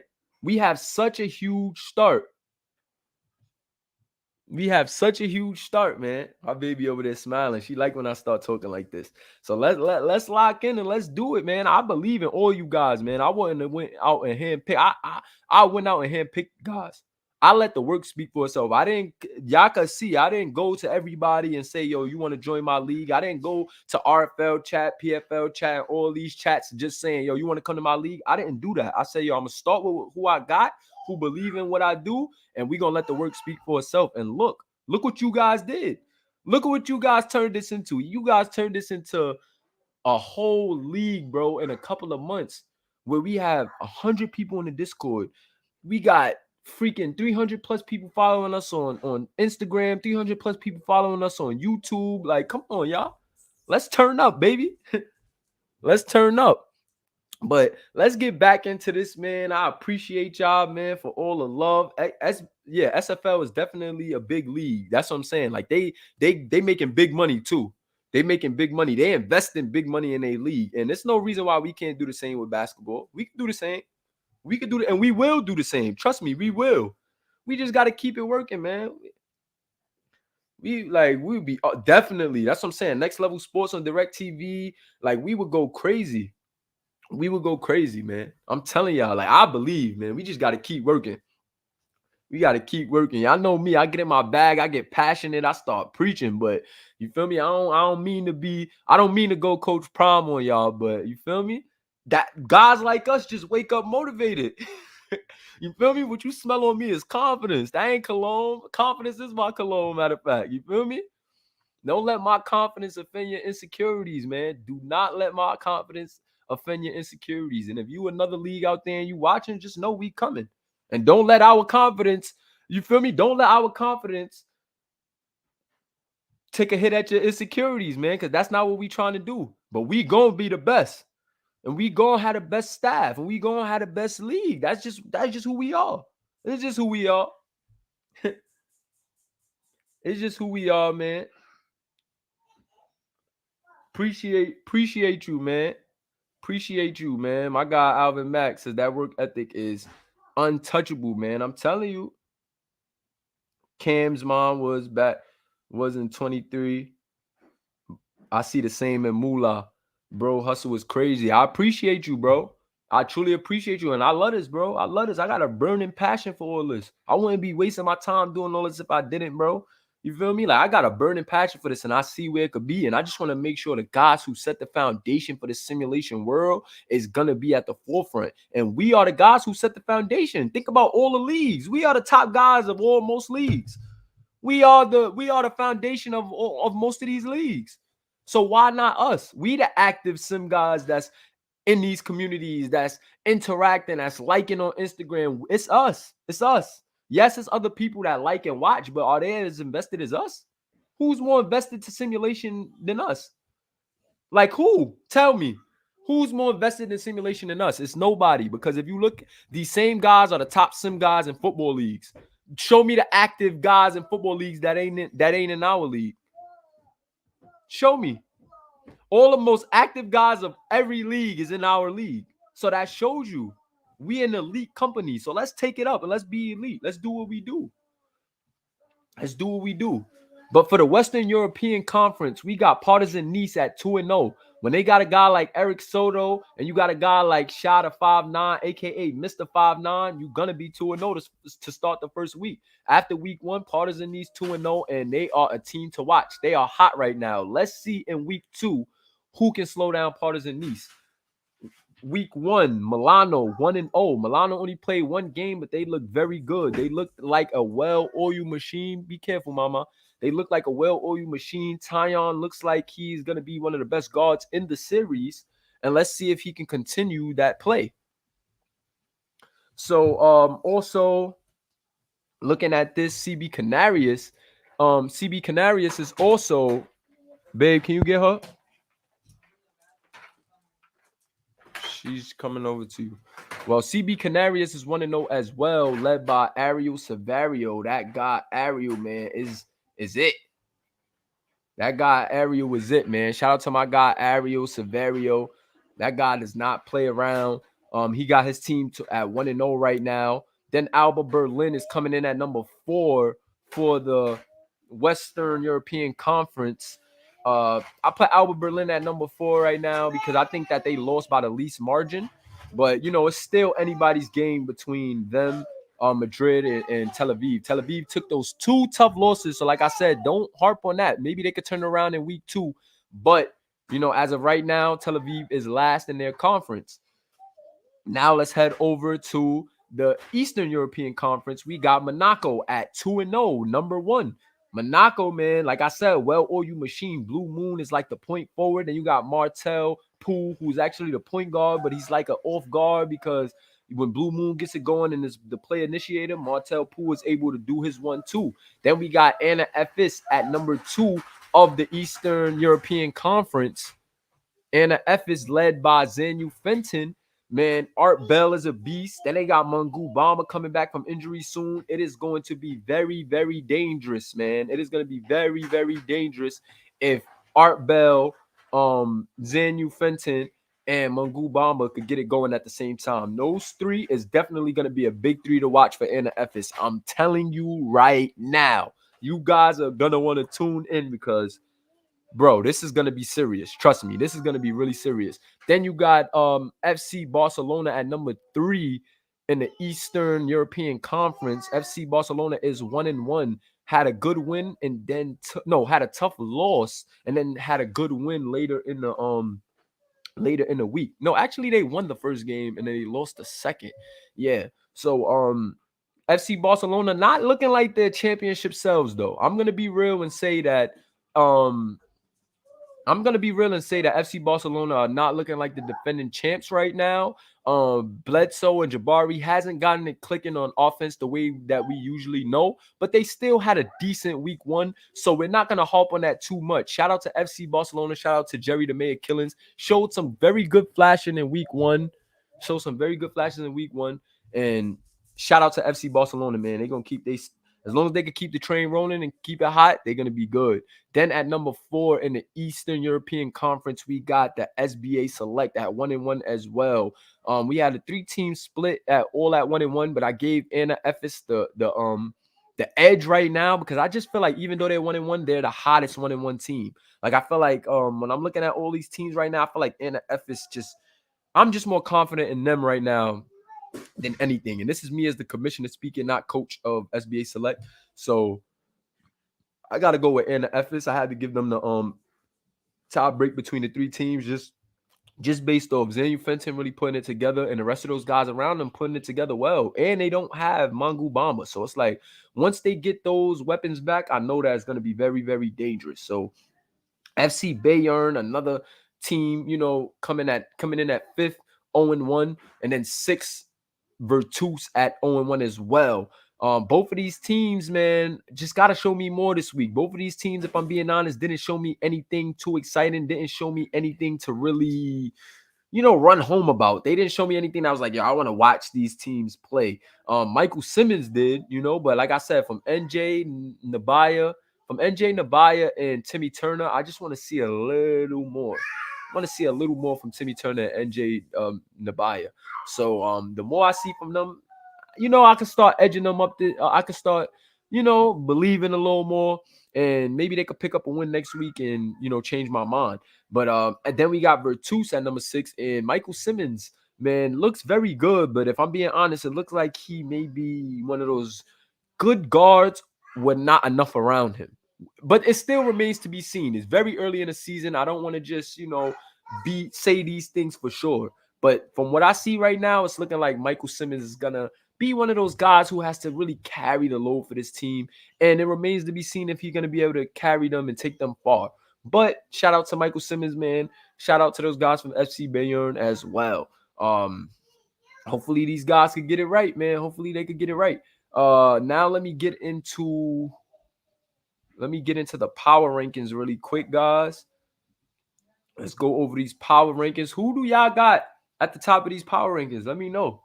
Who y'all think is number 1 in the power rankings? Who do y'all think is number 1 in the power rankings? Let me get y'all predictions for who y'all think is number 1 in the power rankings. Who y'all got as number 1 in these power rankings? Drop a comment below on who you think is number 1.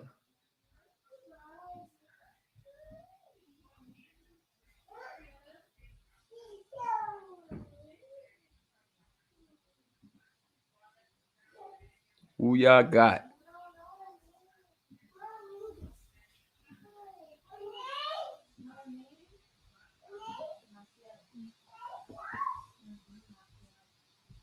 And here we go, guys. Power rankings are up. Everybody put Monaco. Everybody went with Monaco. Besides Ariel Severio, of course, he went with Canarias. Then somebody went SBA Select because he biased at 1-1. But here we go. The full list of power rankings, man. Full list is here. There's only going to be 10 teams on our power rankings. It's 12 teams in total, but I'm only going to do 10 teams for the power rankings, meaning the 2 teams who don't play that well will be left off the list each week. So each week this power ranking is going to change. But like I said, based on performance, the 2 teams at the bottom will be knocked off. We're only doing top 10 for our power rankings. So Partizan at number 1. Partizan at number 1. Like I said, I had to go with Partizan this week at number 1. Power rankings is basically who I think is the top teams. A power ranking is just a ranking. It doesn't necessarily have to be, set by record or set by, the standings. The power rankings are a list who you feel based off the power of their team and what they have going. You put them in your own order. So, like the league can have their own power rankings, and that'll be fun to see as well. But as far as my power rankings, I got Partizan at number 1 at 2-0. And you got a guy like Eric Soto and you got Shah Hall. Both of these guys have 40-point performances in week 1 in separate games. So I had to put them there. When you have that type of star power, when you show flashes of that type of star power early and you're able to go 2-0, I got to give you the edge. Monaco did look like a well-oiled unit as far as users and computer went. But I think that if I'm being honest, Partizan just wowed me a little more week 1, because it was sometimes that the users of Monaco was kind of worrying me. It was sometimes that Monaco I had to double take at Monaco, but Partizan I was really confident. Like even the game that they had against Tel Aviv where Soto had to hit the game winner, it was like they had me lit, edge of my seat, juices flowing. I'm like, yo, this team is good. So had to go with Partizan number 1, Monaco at number 2. Number 3, we got Olympia Milano. They play very well as a well-oiled unit as well. Didn't really edge the other teams because those teams showed more. You know what I'm saying? They played 2 games opposed to Olympia's 1, but Olympia looked really good with their 1 game, and I gave them the 3rd spot. Coming in at number 4, we had Canarias. Gave them that spot as well because they look good. They look good, led by their captain. You know, really good player in Ariel Severio, led by their captain. And then he also had the young guys balling too. And I think that if he could continue to do that, if he can continue to get you know, OJ Alberger going, and if he could continue to get Jaden Blue going, Canarias is gonna be hard to deal with. I'm being real with you. Being real, Canarias is going to be very hard to deal with if all them users could keep flowing the way they've been flowing. So you definitely want to keep an eye on them at number 4. I think that they will even move up. I think it's going to be certain times that Canarias is top 3 during this season. Still very early, still too early to tell, but if I'm being real, I do think Canarias is going to make a name for themselves in this season. I do think that they will be in the top, between the top 5 all year long. So it's still very early, but that's a team that I think is a lock for a top 5 all season long. Then we got Anna Efes, and the verdict is still out on them. But right now, I'm going to have them in at number 5, the first 1-1 team at number 5. And at Ephes, I put them over the defending champs in a select for now, just because, like I said, if I'm looking at them, I'm just thinking that they're hotter right now. Xanyu Fenton has been on a tear, averaging 38 in both games. The team was is 1-1, wasn't able to get the first win, but got better the second game. And I think that's just gonna be a team that gets better with more games, and I think that they can do some good things against tough teams. So shout out to Anna Epis, man. They only lost came to the 1-0 Milano as well. So had to throw them at number 5 right there. Number 6, we got Barcelona, FC Barca, man. Barca. So for Barcelona, man, the defending champs, I think a lot remains to be seen for the defending champions, if I'm being real. I think a lot remains to be seen. I think they have to catch their flow. I think the starters, the actual stars have to catch a flow. They haven't caught a flow yet. Bledsoe has been trying to get his flow, but he ain't been looking like they just paid him a lot of money and they went 1-1, so I don't want to speak too early. But the money that he got from Barcelona for this year is like he might be trying to sneak over some money before he go to the SBA. So that remains to be seen. But man, I it could be tough when you got Barcelona at 6 and they're the defending champions on the week 1 power rankings. Then you know that we got a lot of competition because Barcelona is won back-to-back. But I think that some fatigue is setting in from them winning back-to-back, and I think it's taking more so a toll on their veterans because we've seen the young guys step up and play good. It's more so Barcelona's veterans, and I think the back-to-back championships is just taking a toll on them, and I don't think I see them being the same team. I think they still stay within the top 5 all year, but I don't know if we're going to see them at that 2-1 unless Bledsoe and Jabari could get back to playing at that high level to what we know them to play for. And I think they will eventually, but I think that's closer to the playoffs. I think right now they're in reserve mode and just trying to keep it flowing to the playoffs. And then I think we're going to see that FC Barcelona that have been winning championships in the playoffs because Predrag Tarlik has been going crazy. Person has been going crazy. And Jabari's been going north too with the rebounds and stuff. So I'm telling you, man, you just got to stay very in tune with these teams, man, and just pay attention to what's going on. We had an hour and 42, man. Time is flying. But Madrid is coming in at pardon me, I'll skip the select. At 7, we got the SBA select. And this is another team that I think just has to get it going. I think they're definitely going to be a top 5 team all year as well. But they're going to have to really beat some stiff competition to get in that top 5. Everybody ahead of them is a tough team that could take them to the wire. And Select is just going to have to ball, man. It's not easy. This overseas tour is not going to be easy for anyone. And looking at Select at number 7, when I look up, all I see is dogs. I see a lot of dogs, a lot of nice users, elite users as well. So if I'm being honest, guys, man, it's going to be a tough season for everybody. But looking at these power rankings right now, yeah, the Select has a battle to get up to that top 5 and that top 3. It's going to be a battle just to get to top 5. So top 3 is going to be even more of a battle. But let's see how this second week fares, and let's see if we're in a better standing. But like I said, we got to take everything a game at a time, man. All teams have to take everything a game at a time because overseas tour is action packed and it's stacked, man. Like it's a ton of competition. These games could go either way on a night in, night out basis. So you just got to stay tuned, man. SBA basketball is taking off in a major way. The college series was lit, and now the overseas tour is even litter, bro. Like, we just getting better every time. I'm loving the competition. I'm loving the camaraderie. Shout out to the league, man. Hashtag our league, but it is stiff competition. Real Madrid coming in at number 8.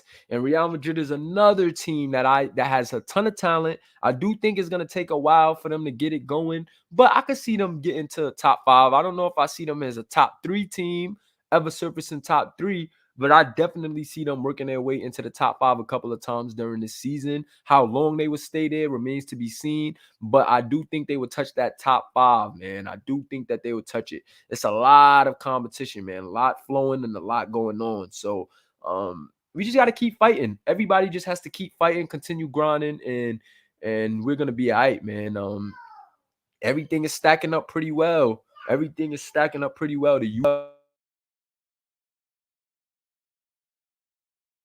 The users are playing amazing.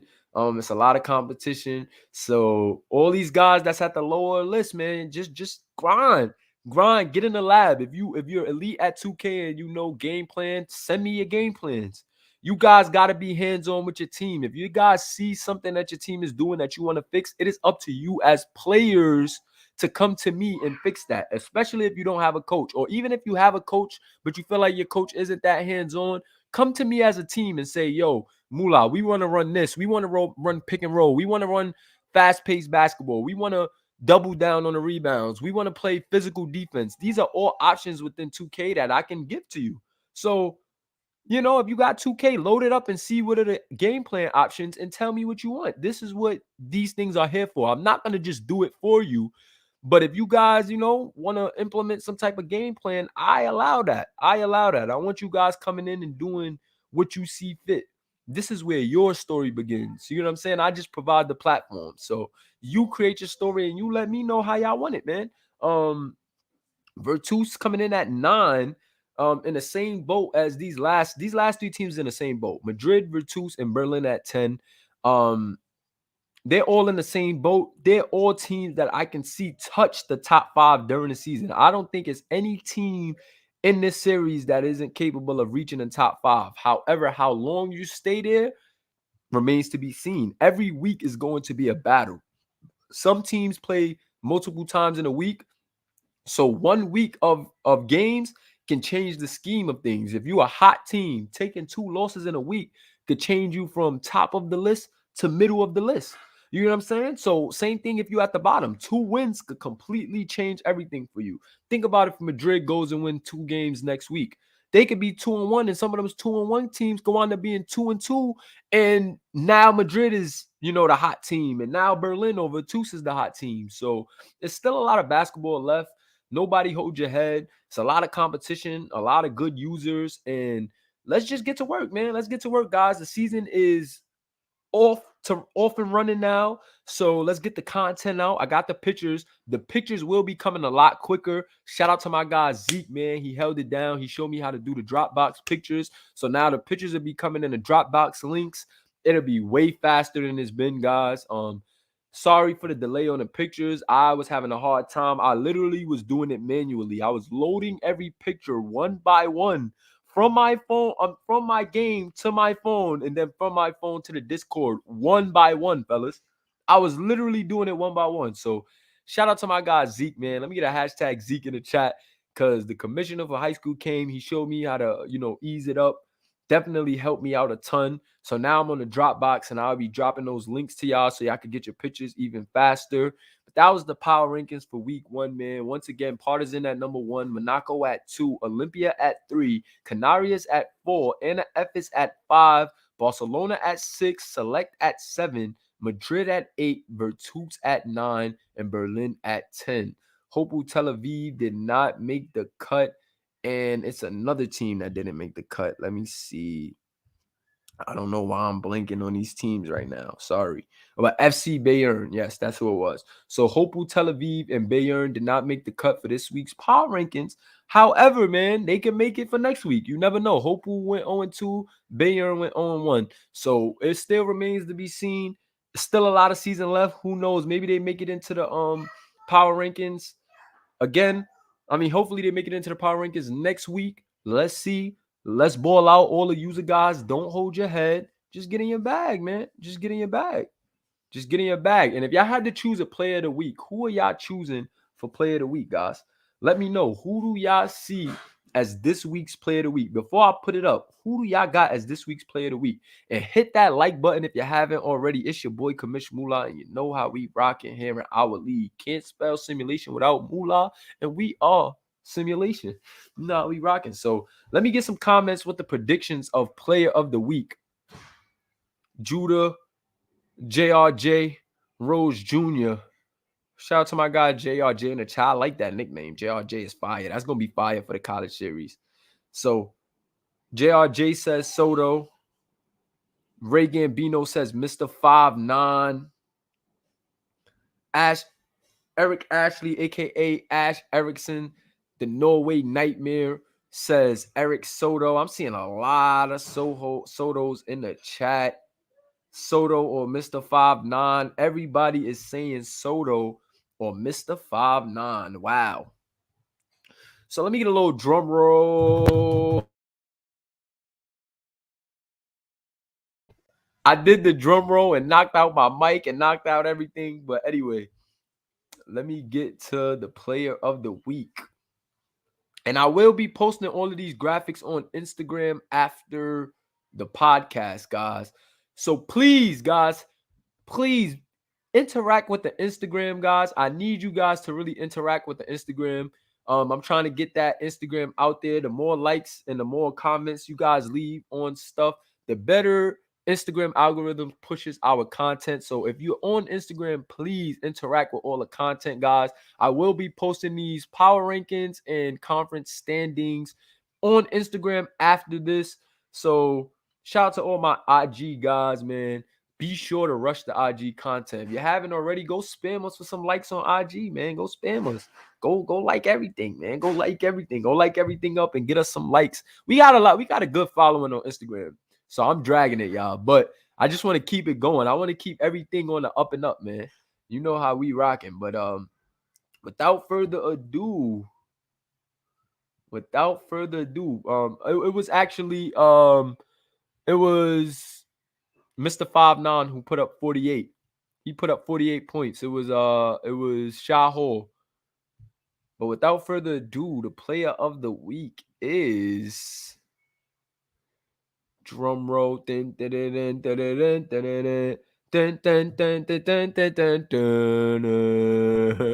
they give me a copyright for humming the Rocky song? That's crazy. But Zanu Fenton. Shout out to my guy Zanu Fenton, man. Week 1, the first ever player of the week here in the SBA Overseas Tour, man. Zanu Fenton, player of the week. 2 games, 38 points per game, 7.5 assists per game, and 4.5 rebounds per game. He also had a 55% field goal percentage, man. Shout out to my guy, Zanny. I had to give it to Zanny, though, man, because 2 games, 38 points.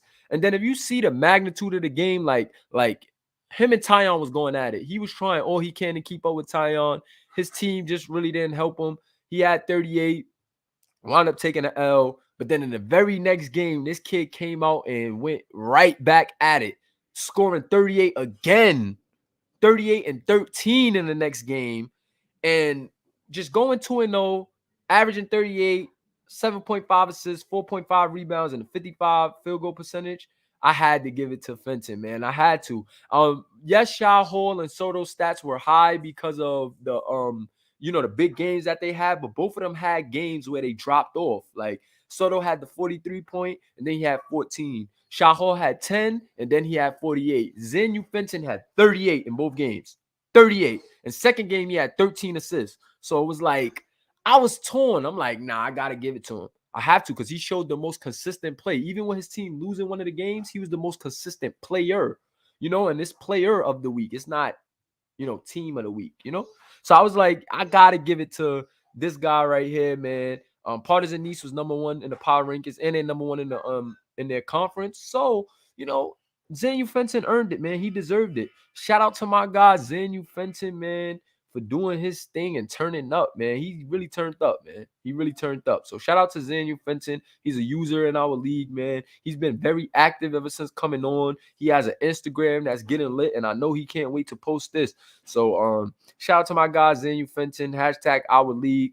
See, y'all, I'm getting a little crafty with the graphics. I be trying to switch it up. I be trying to do different things for the graphics, bro. Like, I be finding little templates, and I just be finessing them the SBA way. So shout out to all my guys in the chat, man. I'm not going for player of the week next week, even though I have 2 matches, but I'm going for that 2-0. Shout out to my guy Tyrese. That's the way. I know your teammates is happy to hear this, man. I know your teammates is happy to hear this, because this is dope, man. I need you guys to hit that like button if you haven't already. But shout out to my guy Tyrese. That's the mentality we need to see in hashtag our league. Shout out to Eric Ashley, aka Ash Erickson, aka the Norway Nightmare. You know how we rocking. But yeah, man, it's been lit. It's been lit. 2 hours deep on the podcast, and I think we covered a lot. I think we went over some very important things. So, is there anything else that you guys want me to touch on? Let me know if there's anything else that you guys want me to touch on that you want to speak about. Yeah, just let me know. What else do you want me to cover? Is there anything that I haven't talked about that you want me to say? You know what I'm saying? Like, is there anything on the list that you want me to get to? I actually got the schedule for next week as well, so we can look over that and do some predictions.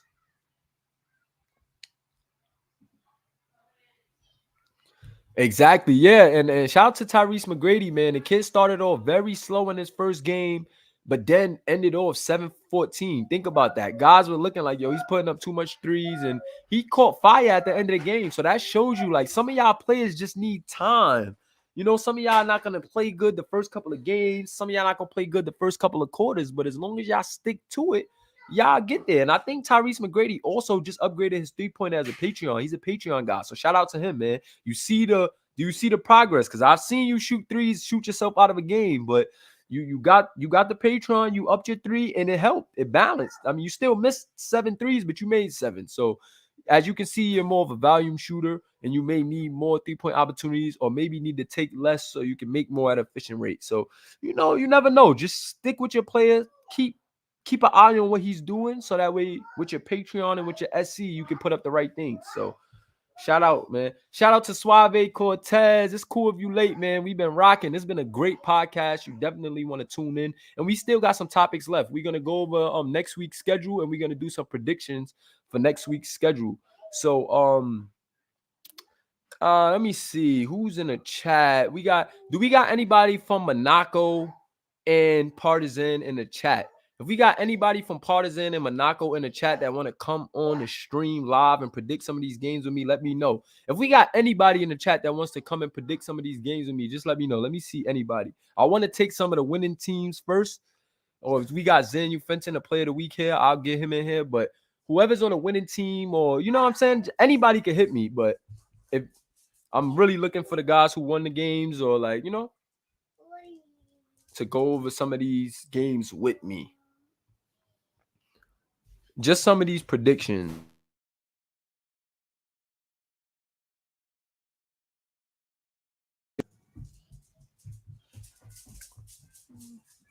What's up, though, guys? What's up? Definitely a classic. But like I said, yeah, if you guys want to get in the chat with me, hit me up and let me know in the Discord. You can also DM me in the Discord so I could just send you the invite. But if not, it's cool. I'll just go over these games quickly. We are already at 2 hours, so I don't want to keep it too long. 2 hours is a lot of time. It's 8 o'clock. So I'm gonna try to go over that, and then we can get out of here, man. We can get out of here. Let me stop the screen. Let me see something real quick. Okay.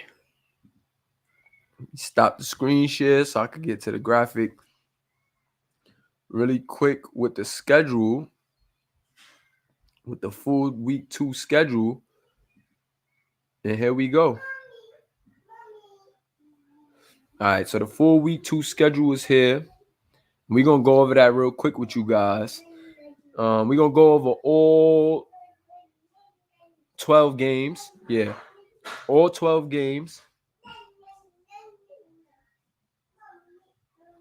Let me see. Share the screen real quick.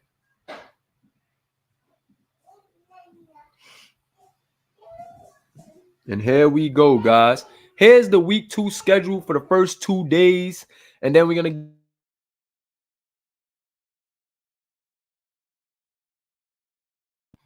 pardon me, guys. Here's the schedule for the first 2 days, which will be Tuesday and Wednesday, and then we're gonna go over Tuesday and Wednesday, and then we're gonna go over Friday and Saturday after we cover these games.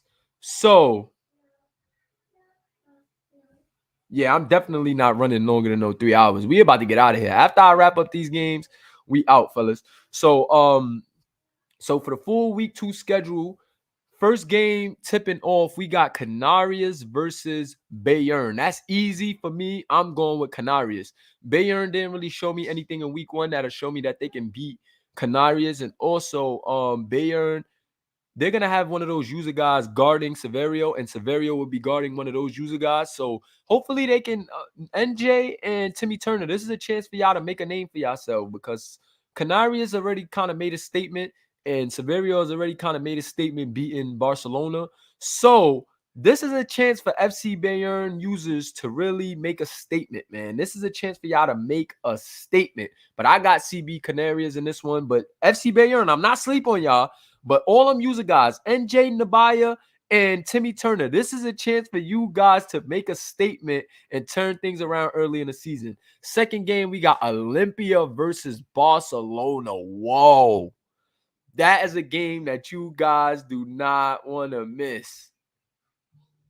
That is a game that you guys do not want to miss. Wow. Barcelona versus Olympia. That's tough. Now, let me see who I'm going to pick in this one. Barcelona hasn't been looking like themselves in week 1. And Olympia looked really good in week 1. But I think just because Barcelona didn't have the best week 1, I think they come out week 2 and get it done in this big game versus Olympia Milano. So I got Barcelona in game 2. I got Barcelona in game 2. I got Canarias in game 1 and Barcelona in game 2. Sorry to all my Olympia guys, man. Maybe you guys proved me wrong, but I got Barcelona. I got Barcelona tomorrow in the second game. For the third game, Hapoel Tel Aviv versus Virtus, I got to go with Hapoel or Hapoel or Hapoel. Hapoel. Is it Hapoel or Hapoel? Let me ask my guy PB. Is that Hapoel? Hapoel? Or Hapoel? Either way, I got Hapoel Tel Aviv. So because Virtus looked all right, but I don't know if Mike Simmons could do it on his own versus JT Carter and Jamal Giddey. I don't know. That's gonna be tough. That's gonna be tough to take out Jamal Giddey and JT Carter by yourself. That's tough. So I'm sorry. I gotta go with Hapoel Tel Aviv in this one. I think they get their first win of the season, move on to 1-2, and I think Virtus will fall to 0-2 with this one here. Then Wednesday's games, FC Barcelona opens it up against the SBA Select. So these are 2 huge games for Barcelona in back-to-back days. So on Tuesday, Barcelona plays Olympia, and I gave them the win against Olympia, but I don't know if I could give them 2 back-to-back wins. Having back-to-back games against these type of teams, I don't know. Thank you. I don't know. Dang, wifey just chefed it up with the quesadillas. Oh my God. Do y'all see that, guys? Woo! Good podcast day and this quesadilla day. And it's Casey. Oh man, I can't wait to get off this stream. I might lick some toes tonight, but let's not. Let me stop. But Barcelona versus the Select, and I'm gonna go with the Select, man. Call me biased all you want. I can't see Barcelona sweeping this week. This is a tough week. I can't see them sweeping this week. So I'm going to say that they bounce back against Olympia, but I think the Select will bounce back against Barcelona and go to 2-1. So I think Barcelona will be 2-1, 2-2, and I think Select will be 2-1 after this game. So yeah, that's it for me. Yo, these guys in the chat is funny. JJ dropping 20, Duke going for the big bang. Yo, the chat is lit. The chat been lit. I ain't gonna lie. So I got the Select. In game 1 of Wednesday, I got the Select. I gotta go with the Select, man. Game 1 of Wednesday, I gotta go with the Select. I don't think Barcelona is gonna beat Olympia and the Select in the same week. I don't think so. So if I'm going with, I feel like if Barcelona beats Olympia, they're gonna lose to the Select. If Barcelona loses to Olympia, they're gonna beat the Select. So that's how I see it. Canarias versus Olympia. I picked Olympia to lose earlier in the week. I can't have them losing twice. I'm sorry.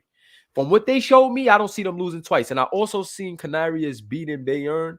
Canarias has a chance to be 3-0 after this week. So that's huge. It's going to be interesting to see. Canarias could go 3-0 this week, but I don't think they will. I think that they win against Bayern, but they lose against Olympia. So I got Olympia losing against Barcelona, but then coming back the next day and beating Canarias. So that's, yeah, I got Olympia beating Canarias. Yep. That's yo, AMAC is funny. My guy Duke says them toes. Yeah, man. Yo, look, we grown men. My baby bringing me my juice. Thank you, mama. You welcome. Thank you. My girls take care of me, guys. What can I say? My girls take care of me. Shout out to them. But yeah, man. So it's gonna be tough, man. It's gonna be tough. See, and think about it. It's still another set of games that I gotta show y'all for the last 2 days. Remember, we still got Thursday and Friday and Saturday games. This is just Tuesday and Wednesday. Remember, we got 3 games a day, so we got 4 days, 3 games each day. So I don't know, man, but I definitely got Olympia over Canarias. So I think Canarias beats Bayern, but then they lose to Olympia the next day. And then I got Anna Efes versus Berlin. Okay, so I see some guys saying Berlin finna win, and I see guys agreeing with them. Okay, so I'm gonna go against y'all. I got Anna Efes. Yeah, I think Berlin got a good backcourt, but they're young, and I don't think they're gonna beat the player of the week, Zanu Fenton. And Zanu Fenton gets a nice break. He don't play on Monday. He get a nice break. I got Zanu Fenton for the win, man. I got Anna Efes with Zanu Fenton and Art Bell over Berlin. So I know y'all guys going with Chris Jackson, Sean Duncan, and what's the other guy's name? Chris Ross. But nah, I can't go with Berlin. I got Anna Efes for the win. And my guy, here go my guy Duke agreeing with me. Shout out to my guy Duke. Yeah, great minds think alike. Great minds think alike, man. So that's for that game. I mean, that's for that day. And now let's get Thursday and Friday up. Let's get Thursday and Friday up. So for Thursday and Friday now, let me see. Share screen. Thursday and Friday. Let's see, fellas. Thursday and Friday. Ooh. So Bayern plays 3 games this week. Dang, Bayern might go 0-3, y'all. Bayern just gonna have it tough. They got the Select to open up Friday and Saturday. I keep saying Thursday and Friday. Friday and Saturday. To open up Friday, Bayern plays the Select. And that's an L. I got it. And I'm not going on favoritism. I'm just being real. I don't think Bayern is going to beat the Select. Maybe if they show something in the first 2 other games, maybe I could switch that. But if I'm going off of what I seen in week 1, Bayern is not beating the Select, bro. They going 0-4. They play Olympia. Oh, nah, Bayern gonna have a tough week. Bayern got a big week. Yo, NJ, Nabaya, and Timmy Turner, y'all have a huge week. This is a week that y'all can make a name for yourself. This is a week that NJ, Nabaya, and Timmy Turner can make a name for themselves. They need to be paying attention, game planning, and getting them tendencies right because this is a big week for them. Somebody get to those guys in the chat and let them know that they need to lock in this week. Somebody hit them and let them know they got to lock in this week. This is a huge week for FC Bayern, but I don't see them beating the Select, so I'm going with the Select. Then we got Partizan versus Anna Efes. Oh no, week 2 is lit. Week 2 is gonna be lit again. Oh, I can't wait. I can't wait. Partizan versus Anna Efes. Ooh. Zanu versus 5'9", Mr. 5'9".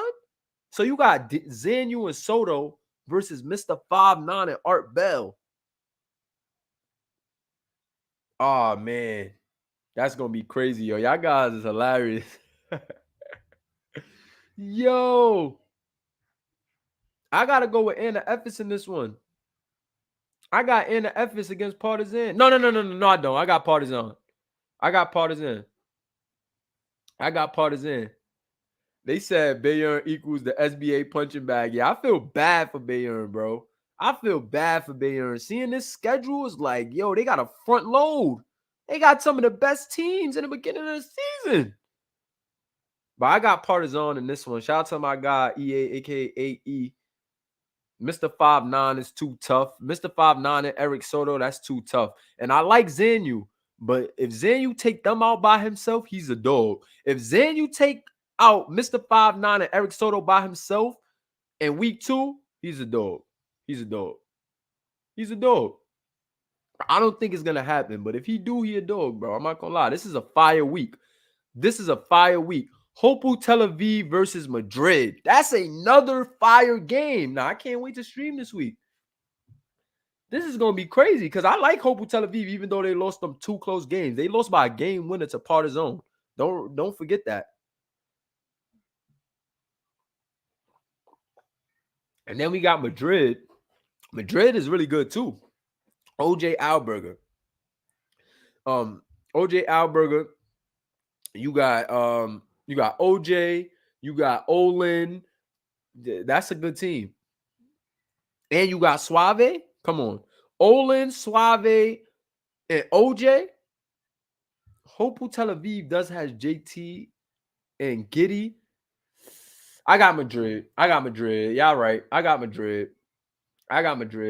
Yep. I'm going to go Madrid.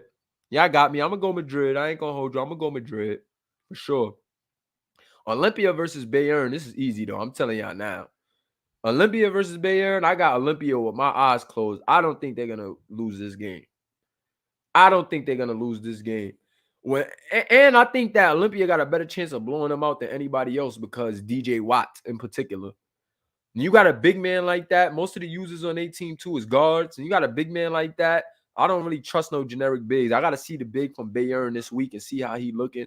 But I don't think he's going to have his way with DJ Watts. I think DJ Watts is going to clear him.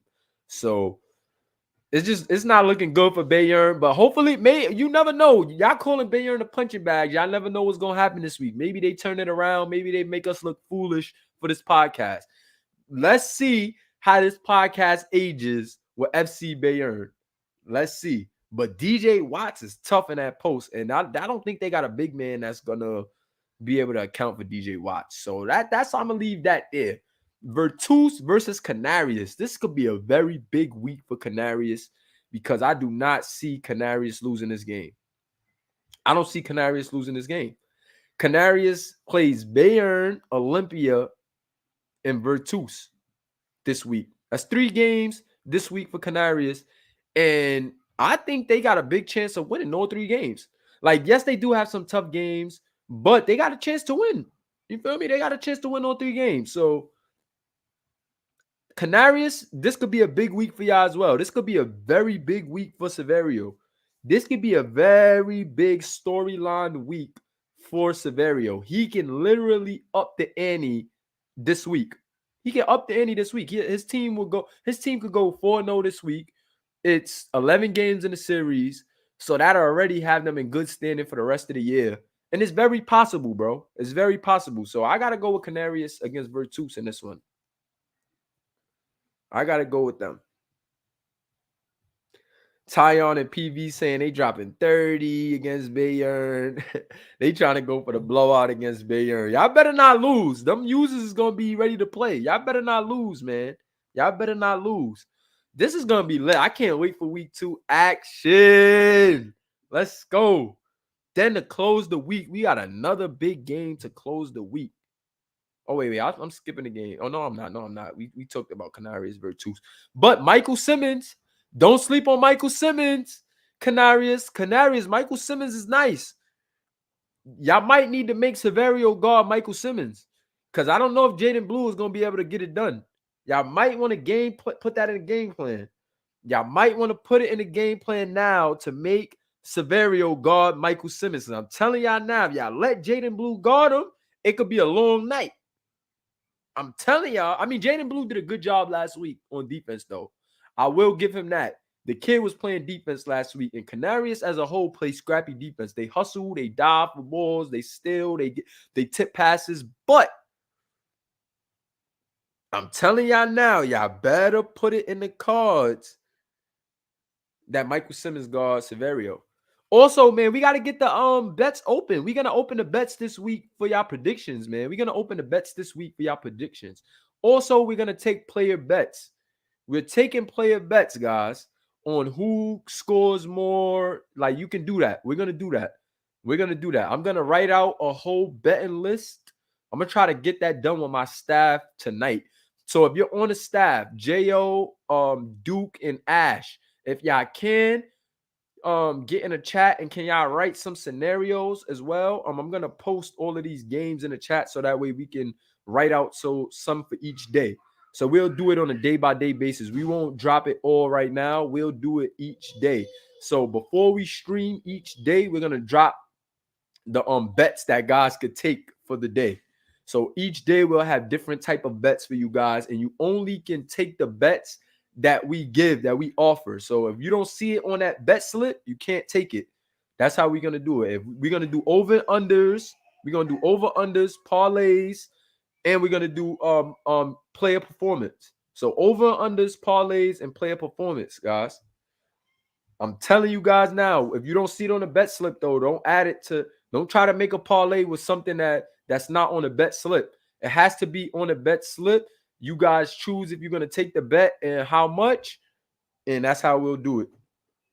That's how we'll do it. So that works. But for Select versus NFS, that's going to be tough. That's tough. I don't think I chose against the Select yet. So I'm going to say if it is a game that the Select is going to lose, it'll be this one. Yeah. But if the Select lose that Milano game, then they're definitely going to beat NFS. Like, they could lose this game, but if they lose that Milano game, I think they're going to beat NFS.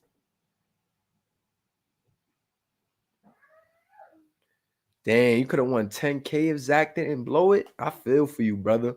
That's why I've been chilling on my bets lately, because I was losing a lot of money, man. Losing a lot of money. JJ coming out party is versus NFS. JJ better do something versus NFS, man, because he was looking like he wasn't really looking too sturdy this week. Hopefully he could turn it around, but he really wasn't looking too sturdy this week. Shout out to the guys, though, man. Shout out to the guys. We're going to get those tendency changes in before tomorrow. I'm going to do all those tendency changes that were in the chat. I'm going to do all those tendency changes tonight. Tonight, final date, final time to get tendency changes in. If the tendency changes is not in by 8, if they're not in by 9 o'clock, it's over. So if you guys don't put nothing in tendency changes by 9 o'clock, you got to wait till next week. I'm also not going to even be doing too many tendency changes. I really want you guys to test your tendencies by like week 4. We're locking them.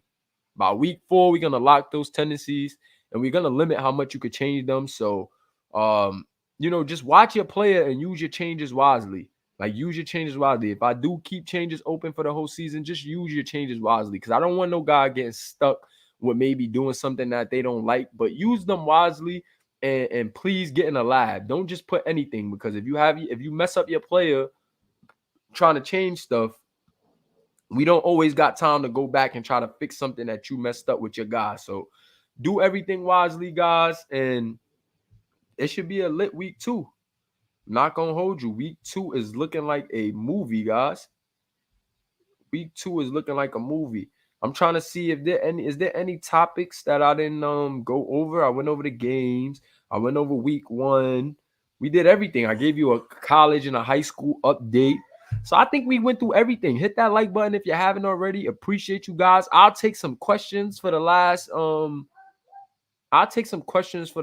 5 minutes. So we'll stay on here to about 2:24. Yeah, 2:25.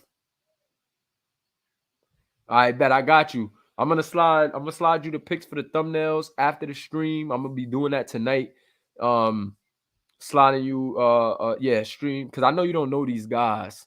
And the jerseys are, it's overseas jerseys. So it's not even like you could go look and say, okay, this is this person's jersey. And I don't want to complicate you with that too much. The later we go in the season, you're going to be able to find the pictures for the thumbnails yourself. But early on, I got you. I'll definitely send you a thumbnail. Oh, yeah, Suave. That's my fault. So I got you, Suave. You good. I got you. If you want to change tendencies, I got you. If I was you, I don't know if I would change tendencies if I was you, just because how good you was playing. But I will do that for you right now if you want to do that. Like, I will once I get off at 2:25. Drop your questions below if you got questions. But when I get off at 2:25, if you haven't put your changes in the tendencies, I will let you download your player and do your tendencies tonight. Cause that was on me. I didn't have time to download your player. I told you I would download your player and I didn't have time. So I knew I was doing this podcast and I had a lot of other stuff going on with family. So I had to get that done. But I will get on right after the stream. I will get on and allow you to fix your player. Just make sure you send them back. You don't have to, just make sure you send them back as soon as possible. So that way, when I get in the file for game time tomorrow, I could just download him right back to the roster. So yeah, I would allow that for sure. Exactly. Yeah, you'll be able to grab them yourself with the Dropbox once you get once you get it in. And even if it's not done before 9, Suave, it's cool because I messed up on that one. As long as you just make sure your players download it, make sure you download him back so I could get him back on the team. So if you could do it by 9, that's perfect. If you could do it by 9, that's perfect, because then while I'm doing everybody else's sliders, I could just download you real quick and then I'm done for the night. I could just lay down with my baby girl, watch a movie, eat, and all that. And my mind is free. I'm trying to have my mind free, guys. Like, literally, my mom be doing graphics. When I wake up, I'll be having to do these graphics, post them on Instagram. So I'm tapped out, guys, for the week. Well, I'm tapped out for week 1 because we got to get right back into week 2. But I got my staff members now. Hopefully, they could ease up for me this week, because this week was a lot for me. This was a lot.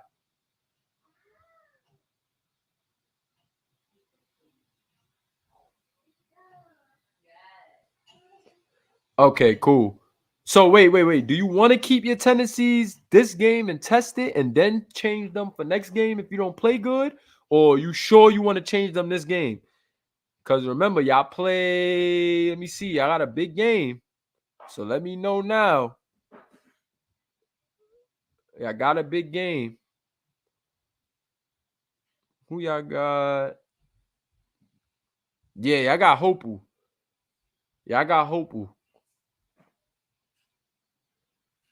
So let me know if you want to change them, bro. I ain't gonna lie. If I was you, just because how you playing, I will wait 1 week. I will watch. I will let him keep these sliders for one more game and make your changes. Because I think you played good.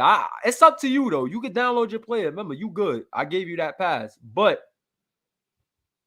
I don't know, bro. You just played too good to change them to me. You played too good to change them, bro. Just for now, like, some people just play so well that it's like, even if it's something that you want to change because you don't like the numbers, just like, you sure? Like, you sure you want to change that, bro? Like, I mean, it's up to y'all though. Don't let me influence you. Don't let me influence you. If you want to change it, change it. Cause don't put it up to me, bro. Remember, I'm not a coach and I'm not your teammate. So don't leave it up to me. Just really think hard about if you want to change it. Also, Roland, yes, your Patreon will get done before the game. Absolutely, absolutely. All the guys for Patreon that doesn't have a check yet, that means I didn't put it. But as soon as you see that check there, that means I updated it. So if you don't see the check under your player where you put your tracker, then that means I didn't put it yet. But as soon as you see that green check, that means I put it. I don't put the check until I do it, so that way you guys know like if it's done or not, you know? So, you know, do your thing. And if you ever see a check there, don't edit it. Don't edit it if you see a check there, because I'm ignoring the edit. Like once I put that check there, you stuck at what you had first. So I don't think I put a check on you yet, Roland. So I feel like I think you could change it. Yeah, you could change because I haven't put a check on you, but I will update your stuff while I'm doing everybody's tendencies. So be on point. I already did some guys' tendencies as well. So it may just be your Patreon and Suave if you're gonna change this, because I think I did everybody yesterday. And sometimes, guys, I won't go live as a podcast, but I'll do like an open house. Like I did an open house that day. I did an open house yesterday because I was gonna do the podcast, but nobody really showed up in the VC. Use those open houses wisely, man, because that's when I go in a foul and do everything at one time. Like I know some guys have a life and didn't have time, but I'm telling you, those open houses are what you want to come to change your player. Because during the open house, I'm doing all changes. Like God, I know some guys wanting numbers changes and things like that, but it just be a lot going on. So I can't do all the cosmetic things. However, those open houses, whenever I say, yo, I'm in the VC, pull up, I'm changing things in the file, that means pull up to the VC and you can watch me change what you want from your player. Like I'll change his number, his hair, whatever you want right there, I will change. I can't do that during the podcast. I can't do that during games. But if I'm ever available in the chat and I say, yo, I'm in VC for open house changes, that's the best time to come and check in. So I'm just warning you guys. I'm just warning you guys. But Olin was there, PV was there. It was a couple guys that showed up. Olin, PV, I think JJ has showed up to one. Ash showed up. So I'm just letting you guys know I'm not doing changes very often. When we get to SBA pros, I'll be a little more hands-on with changes, but for now, when you want those changes, you got to catch me in the chat. We have a schedule that we have to follow. So when you want changes, I need you guys to check in because you can get your changes there. Say if your player wears braids, you could get a fro for this week if you catch that change. Say if your player got a certain haircut, you want his hair longer, you want it cut for this game. You have to get with me on the open house days. I would do open house days when I'm in the crib during the weekdays, maybe on an off day that I'm not doing nothing. If I'm not out, I will let you guys know. Open house, nice, mama. That's nice. I like it. My baby's so funny. She always want to show me everything. But yeah, guys, open house is the best thing. Make sure you're in the Discord and paying attention to important updates for open houses, because that's when you get in and change your player. Open houses is when you get all your changes on the spot. I do them on the spot during open house. So make sure y'all check in. But appreciate you guys for tuning in. It's about to be 2 hours and 30 minutes on this podcast. This was a great podcast, though. Hashtag our league. Hashtag we are simulation. Hashtag week 2. Hashtag OT1. You know how we rocking, man. It's your boy Kamish Moolah, and I am out. Peace. Love all you guys, and let's keep pushing the agenda for hashtag our league, man. Get some comments rolling in. I'm gonna just highlight y'all comments while I'm ending the stream, just to show all them fans out there. All the fans, if you out there watching or you catching this on a second watch, be sure to tune in to the SBA at SBA.2K on Instagram. And we stream and live stream all our games 4 days a week on our YouTube channel, Moolah Nada TV Gaming. Hit the subscribe button and drop a comment if you want to join our community. If you want to see what we got going in the Discord, we also have a Patreon if you guys want to support, whether you're a player or not. We got a Patreon. Help us grow as a league. We truly appreciate it. We're here to stay. and we're gonna keep pushing the agenda. Peace. It's your boy Moolah, man. You can't spell simulation without Moolah in it. And I didn't make that up. Rodin did. So holler at him if you got a problem with it. Peace, fellas. Appreciate all you guys, man. Catch me in the Discord. Hit me in the Discord, man. Let's jump in that Discord. Let's turn up. This was a great podcast, guys.